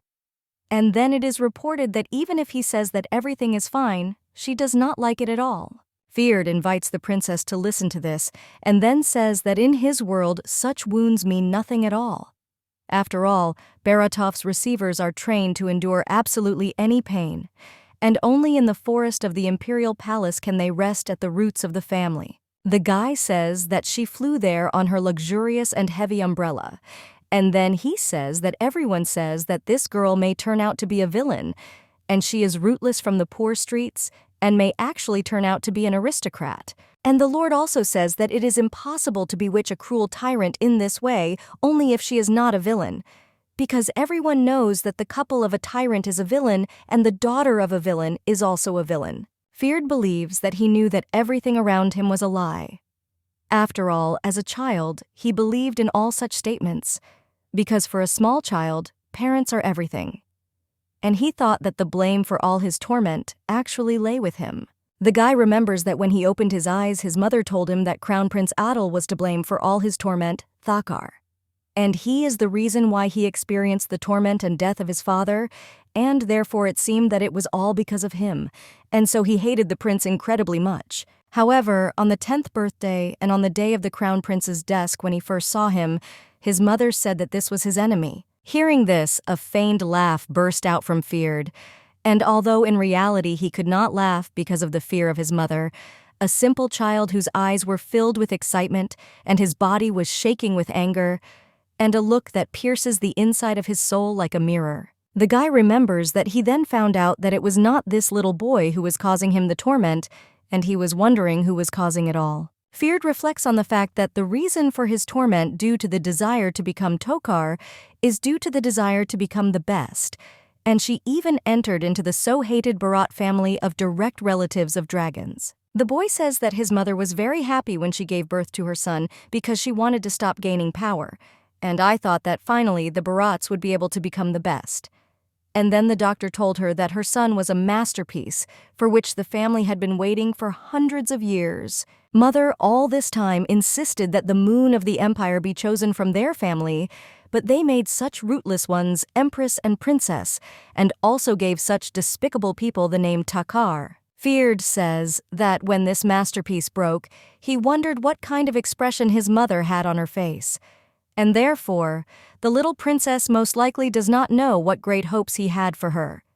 Because this was the first time he saw the man his mother hated so much. The guy says that he heard that the enemy of his enemy is a friend, and he was looking forward to seeing how incredible she was. The blonde guy says that when they met in reality, to be honest, it was not what he expected, and thought that his mother had deceived him again. And he doesn't care why she interests him, and thinks it will be good to meet him one more time. Feared reflected on the fact that he felt that this choice was a mistake, and those eyes of hers which he saw right in front of him were so pure that they seemed transparent, and her fingertips were meltingly warm. Lyrica reports that everything is ready, and then asks if he was in much pain. The guy replies that everything is fine and explains that he is used to the fact that in their estate, no one will be bothered even by a blow with his fist. Suddenly, the young master smelled a strange, too sweet smell, and then he took the girl by the hand and told her not to come close to him or touch him. And at that time, he thought that his fingertips were numb, and his head became hot, and he could not think about anything. The main character thought that after the conflict with Attilius Feared, then left with a big smile on his face, I also wished her a good day. At this time, the girl thought that she did not understand why Adel hated Feared to such an extent, and given his reaction, she thinks they shouldn't be dating anymore, and she doesn't understand why this case makes her worry. Lyrica asks the prince why he hates Feared hearing this. He says that she is asking this directly from the person who came to apologize and then tickles her cheeks. Atul says that if he dies, that idiot will take the place of the emperor. Hearing this girl asks the prince not to die. However, he calms her down and says that he is not going to die. His Highness explains that his dead father was his uncle, and aside from him, this idiot is the closest to the imperial palace. And besides, the Barats have been connected with the palace through the Barats since ancient times, and if this is considered from the point of view of legitimacy, then he may be even closer to him because his mother was barely considered an aristocrat. I heard Pai object and say that now Princess Lyrica comes next after him. The surprised girl says that she just needs to become a family with the Takers, but she doesn't even have that kind of influence. Pai explains that it is best to be a Thakar with influence, but still the most important thing is to belong to this family. Hearing this, the main character enthusiastically says that this means she is now second. At this time, the servant reports that he has come and brought a pony with him, and His Highness turns to the princess and says that this is her gift. At this time, the main character thought that now she understands why he told her to come in a convenient form. Athel apologizes for yesterday and then reveals that he was rude to her guest. The lyrics convey that she has already forgiven him and thanks him for apologizing. The prince asks the girl what she will name her gift. The main character looked at the pony and said that she had a star on her forehead, and therefore she would give her the name Venus. The prince invites the girl to try to ride her. Lyrica says that she has never tried it and is even a little scared. Atil puts the girl on the pony and then says that when she tries, she will immediately learn. And then the little horse galloped off with the princess. Pai says that they remembered that Barat was pushed aside because of the princess. Then most likely in their family this was immediately understood, because they are serious about the throne. And therefore if the Barat family wants to take the throne now, they will have no choice but to get rid of the princess. The guy says that if you think about it again, there is an option to marry feared with the princess. And the Duke will not just leave it like that, and Pai only made an assumption. And then asks if he agrees, because politically it was a great move. Ethel claims that he is mistaken, and they will probably be afraid that the Barat's blood will be stained. At this time, Lore invites the princess to straighten her back and says that she can speed up a little. Lyrica asks him why he interrupted her yesterday when she was stopping a fight between them. Lore explains that this is because he decided that it was dangerous. And I thought that after that, they would definitely accept her desire to reconcile them. Lore says that if she had tried to stop them from the very beginning, His Highness the Crown Prince would have been even more angry.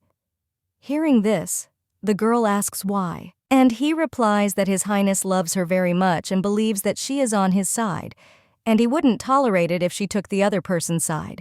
But after they exchanged blows, they most likely calmed down a little. The lyric suggests that since the fight started in the White Dragon's room, she had to do it anyway, and then asks what would be the best thing to do. Lore reports that at such moments she can use it, and if she told him to figure it out, he would do it no matter how. The princess says that he is her guardian knight, and then he asks if it's possible to ask him for such a thing. Lore claims that he still wants to become not only her shield, but also her sword. At this time, the main character thought that she couldn't believe that adults were speaking to her so carefully, and she understands that she is still a child, and therefore usually they are always quite free in expressions with her. The girl understands that her guard is very cautious, and perhaps because she has not yet treated him in a friendly manner. And in fact, she brought Lob only to get rid of an unpleasant feeling, and could not even think that she and Bryn were close, and maybe he also knows about it, and that's why he's so careful. Lyrica asks Lob for forgiveness, and then says that he did a good job, and says that from now on, she will consider him her sword and shield. And if she has any difficulties, she will definitely call him. At this time, the young guy thought that perhaps an outstanding princess is not the one who does everything well on her own. And then he says that he will return even from the end of the world for her sake. Laub thought that this is the little lady who believes and relies on loved ones, and also knows how to think and make wise decisions. When the princess returned to the palace, the service announced that Her Majesty the Empress had arrived. I heard that the girl was happy. Mother says that as soon as she heard that the Knight of Lyra had been chosen, she came to her. And then she angrily thought, who dared to put this next to her daughter? Mother explains that she came because she wants to tell her something.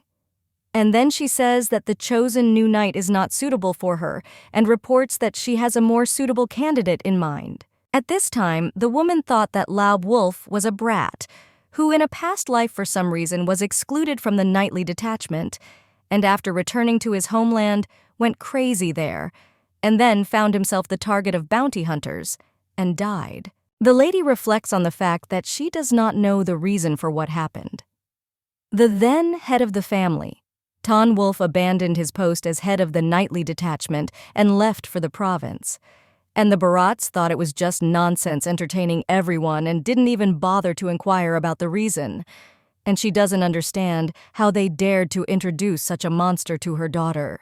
The Empress explains to her daughter that Mommy wants to choose a guard for her herself. However, the little lady objects and says that she would like Laub to continue to protect her. At this time, the mother thought that her daughter had refused her, and she did not understand why Lyrica, who had always dutifully followed her words, suddenly behaved this way. The Empress asks for forgiveness, and then says that she is worried about her daughter since this man is not even a knight, and she does not understand why he is next to her. The lyrics say that she understands what her mother is talking about, and then states that she is taking Lauba. This woman was surprised when she heard because her daughter believes this damn monster more than her, and at that time I thought that this wouldn't work, and she had to be more decisive. Mother reports that she herself will exchange him for another person, and she will do all this for her sake.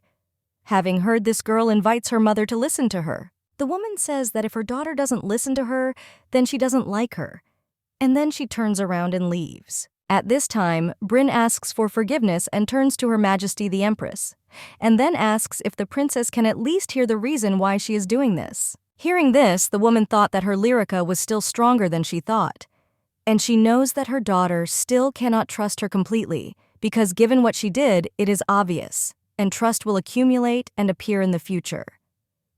If you start working on it right now, the Empress asks that despite this, she still believes that her mother cannot be relied upon, and at that time, I thought that all this torment was only for her sake, but she didn't even understand it. Mother recalls her past life in which she turned to her daughter and said that this was all for her sake.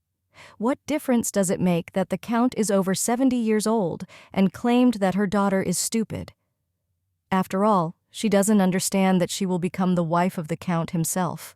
And the woman says that this is incredible because Lyrica Vance is from poor areas and the wife of a count, and she does not understand how such success could be achieved. And then he asks if it weren't for her mommy then, who would have diligently taken care of her future? Mother claims that mom's success is her success, and her success is her mother's success. And if with the help received from the Count as a result of the marriage arrangement of military force, they succeed in the coup, and seizing power in the Duchy of Barat will no longer be a distant dream. At this time, the Empress thought that although she says that she loves her and hugs and kisses her and wears good clothes and feeds her good food, her behavior has not changed, and she is now exactly the same as in her previous life. Lyrica turns to her mother and asks if she is okay. The woman asks her daughter if she will talk to her a little alone, and then she says that she will not force her knight to leave only at her request. Mother, turning to her daughter, says that most likely she also has thoughts on this matter, but she put too much pressure on her opinions. The Empress asks if Lyrica can tell her why she chose Laub and why she wants to continue to be with him. Hearing this, the main character asks for forgiveness and then says that she made a mistake and acted like a fool again. Mother claims that she does not want to do this but does not understand why she allowed her to hurt her. And at that time, I thought that she decided to change everything this time. After all, understand that various little things actually change according to her wishes. But she doesn't understand why being a mother is so hard. The Empress reflects on the fact that she had already begun to think that she was doing a good job, but again she acted like a fool. And I've already thought a little that maybe she's not so bad, but she understands that this is not at all true. Mother says that she loves her daughter very much, and she is dearer to her than anyone in the world. At this time, I thought that at least this time she wanted to see with her own eyes how she would become an adult, and loved and like a flower blossoming under the rays of the sun. The Empress claims that even if she leaves her because she hates her, and even if she doesn't listen to her and starts creating problems, her mother will continue to love her. And at that time, I thought about what she needed to do to become a good mother. The woman thought that she shouldn't cry like that in front of the child now, and then she says that no matter what happens, she will never hate her. Then she asks for forgiveness, because her mother is crying and looks very pitiful at this time. Lyrica turns to her mother and says that she loves her very much, and no matter what happens, she will not leave her, and then hugs her. The daughter suggests not saying that she hates her mother because it makes her sad to hear it. The Empress apologizes for not being able to understand her feelings a little better. And then she says that she always regrets that she is such an imperfect mother. After all, her daughter didn't do anything wrong, and if anyone is to blame, it's her stupid mother. Mother thought that this unscrupulous wolf family was to blame, and since things went like this time, she was obliged to extract the maximum benefit from them. At this time, the Emperor came to the Empress's room and saw that she was crying, and I thought that she was so weak to cry because someone was torturing her. Thakar reports that he heard that something happened to Lyrica during the day, and then asks if they are done yet. She replies that they settled everything and her daughter was satisfied, and at that time I thought that she had allowed Laub to continue to guard her. The Emperor claims that she opposed it because it was dangerous, but she easily agreed. The young lady explains that it is because she wanted to respect Lyri's opinion, and besides, she heard from her the reason that she has a good feeling. The Empress says that if you think about it, even when they lived in poor areas with their family, nothing very bad ever happened, and even considering that she walked the streets drunk, and there were still no troubles, And for her, this is surprising. The woman says maybe that's why she was convinced by her daughter's words, and she decided to believe her and let her do it the way she wanted it. The Empress explains that she was truly scared because she was very worried and afraid that that brat would harm her daughter. And that's why I got angry with her, because I was very afraid. The young lady doesn't understand why, as soon as she stands in front of Lyrica, she can't control her emotions. And then she remembers that she asked her daughter if she wanted her mother to lose her again and wander in the dark. The woman is worried because she cannot believe that she took out her anger on the one for whom she was worried, and therefore she hates herself. His Majesty reassures her and says that people are all like that, and even if they are scared and sad or disgusted, they get angry. And that's why almost all people live and only later realize their real emotions. And then he claims that although she looks at them objectively, it's funny for him. The Emperor says that this is a virtue, and if she gets angry when she is scared, she is in a better position than the enemy. However, the woman objects and says that her daughter is not her enemy. And it seems to her that she doesn't know her own daughter at all. The woman understands that she has only now learned that she almost cannot go out with the sun umbrella she was given as a gift because it is heavy, and then claiming that one cannot become a parent like him, Alteos. The Emperor touches the lady and says that she is truly fearless and is not afraid of him at all. And then he reveals that she is not ordinary because some people think the most important thing is that he is a dragon and think that he will simply break his promise and kill them. And he believes that such people also exist. The lady tells him to stop treating people like that already. And then she says that since she got everything she should from the wolf family, she needs to stop crying. After all, she understands that they assigned a dangerous man to her daughter because of their family, and so she asked to make Dear Wolf Leary's friend. Hearing this, the Emperor was surprised, and then said that he did not even know whether she was generous or otherwise. At this time, Mother thought that Diara Wolf was known in a past life for her unusual character, and that she was a knight with abilities that were among the top 3 in the Empire, and she is the one who, for the first time in decades, uses the wolf family's treasure, the Fang artifact. And she will not stop being angry if such a great man is presented to Lyra. His Majesty claims that her daughter is definitely generous, and the lady confirms his words and says that it's because she's the coolest and sweetest in the whole wide world. The woman says that these thoughts often visited her, and probably this is the advantage of a person. And she understands that no matter how sad and painful it is now, someday it will pass. And if you think that joy, peace, and happiness will come later, then you will be able to survive any marking even with difficulty. The Emperor heard this and said that such words would suit lyrics, and his wife says that she also thought so and apparently learned this from her daughter. And probably this is good, because in any case he is an emperor who can put aside hatred of people from enjoying the present, and people also have good sides. She says that she herself cannot believe this. At this time, the Emperor grabs her by the waist and says that he knows one advantage from becoming a human. At this time, the main character looks at her gold coins and reflects on the fact that a lot has happened today, and she was really very exhausted. But on the other hand, she again felt the importance of those around her and love for them. Lyrica reflects on the fact that she still has to look after her mother, and she can't believe that she cried like a little child. And the girl also understands that if her mother does this anywhere, she will be mistaken for a simpleton. The main character hopes that all the people dear to her will not get sick and will become even happier. And then she turns to Miss Fairy and asks her to give her strength and protect the people dear to her. The next day, Pi informs the prince that Lyrica gave him the amulet. Athel heard this. He says that it is too childish, but he will take into account her efforts and accept it. However, Pi says he doesn't say it convincingly. Laub says with admiration that his head suddenly began to spin, and he doesn't understand what to do if he suddenly breaks the one-of-a-kind silver amulet that the princess made especially for him.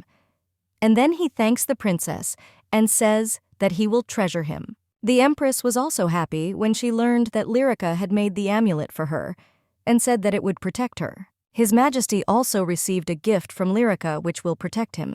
The Emperor turns to his wife and says that she is leaving in such a radiant form in the opera house, and everyone will just look at the Empress and will not be able to concentrate on the performances. The wife replies that he remembers her schedule well, and he explains that this is all because a beautiful woman follows him. At this time, Lyrica was watching them and thought that they were married under a contract, and she knows that now she is only playing the role of a couple with a good relationship. But she also knows something else. Her Majesty asks her husband if he will go for a walk with her. The Emperor replies that he will not be able to go since he postponed his business and went out for a short time to see off his dear wife. He also says that he is starting to worry, thinking that by letting such a beauty out all alone, the Empress assures her that she will eventually return to him again. At this time, the main character thought that they really seemed to have stepped out of the pages of some fairy tale about a prince and princess, and you can only look at them with delight. The Emperor looked at the lyrics and asked if she had made that amulet, and then he takes her hand and tells the servants not to follow them. His Majesty explains that this garden is only for the imperial family, and even the closest servants cannot enter it, and he thinks that it will be more convenient for them to talk in a deserted place. The surprised girl asks if His Majesty is a magician, and he objects and also says that it is approximately something similar. The Emperor reveals that he has the power of the dragon race. Hearing this, the girl says that now she understands what it is, and then she says that she thought he was freezing people. His Majesty invites Lyrica to tell her how she made the amulet for her mother. The princess invites him to listen, and then says that this is real magic since the spool shines in a special way. And Bryn, when she saw it, was also surprised. His Majesty says that this is really magic and then asks who knows except Sol that she used magic. The girl replies that only Bryn knew, and she has magical records because she helped her create the amulet. The Emperor says that not everyone can use magic just because they have the right book. And if other people find out, then nothing good will happen. And she invites Lyrica not to talk about this to anyone else, and she should also return this book to its place. His Majesty says that although this book itself has no powers, its existence creates problems, and it is incredibly dangerous to want to change people's feelings with the help of magic. The Emperor reports that now in this world, only 3 types of creatures are capable of using magic. Living on the edge of the world and having made a deal with the original spirit, the people about whom legends are made are the dragon and the first great people who turned back time and distorted space.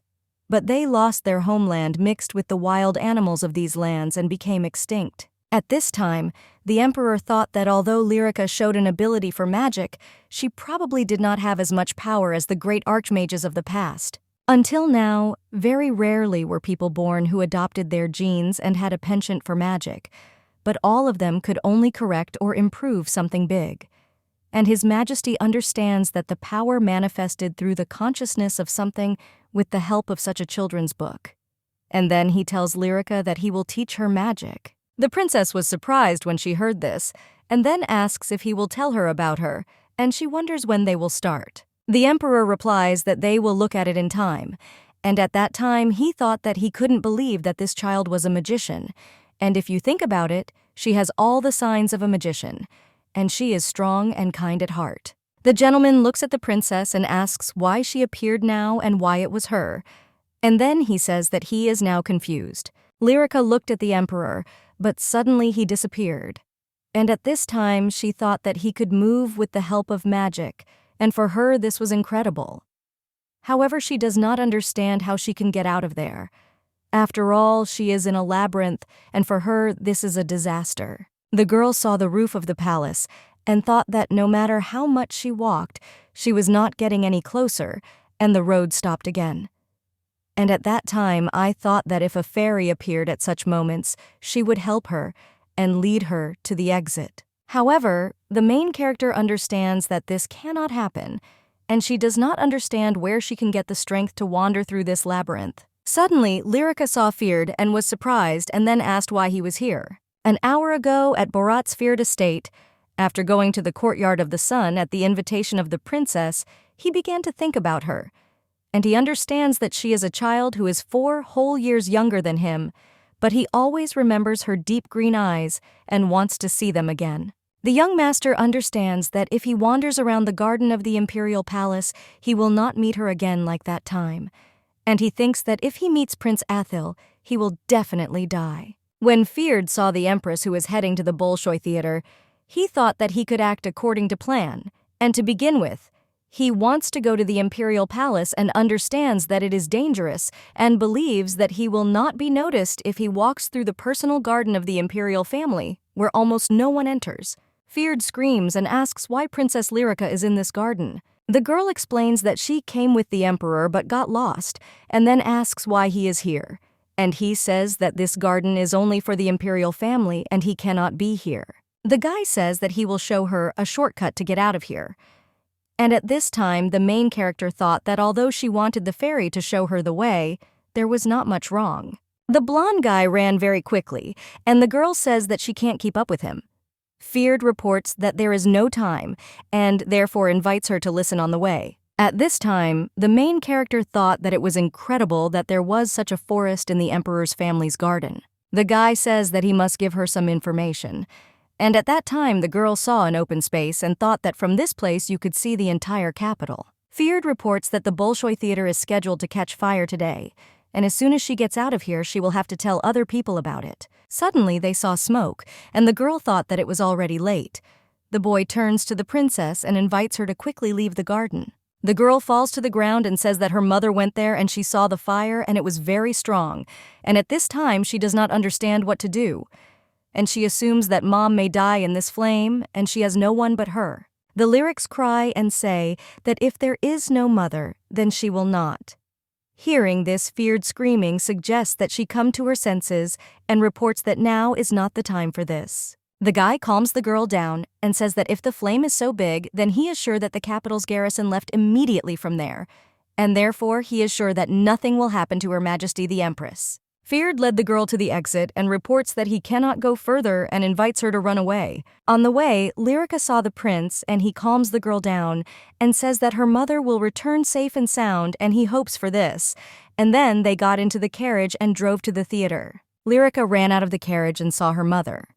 And then she ran up to her and asked if she was okay and wasn't hurt. The Empress replies that she is fine and then reveals that she did not think she would see them here. And then he turns to His Majesty and says that he injured his leg, and it was a truly huge fire. The Emperor says that he is lucky because it started to rain, and rather his wife is also lucky because she has a husband like him. At this time, the prince thought that he knew that this rain was caused by His Majesty, and it is unknown how many people would have suffered if the Empress had not been there.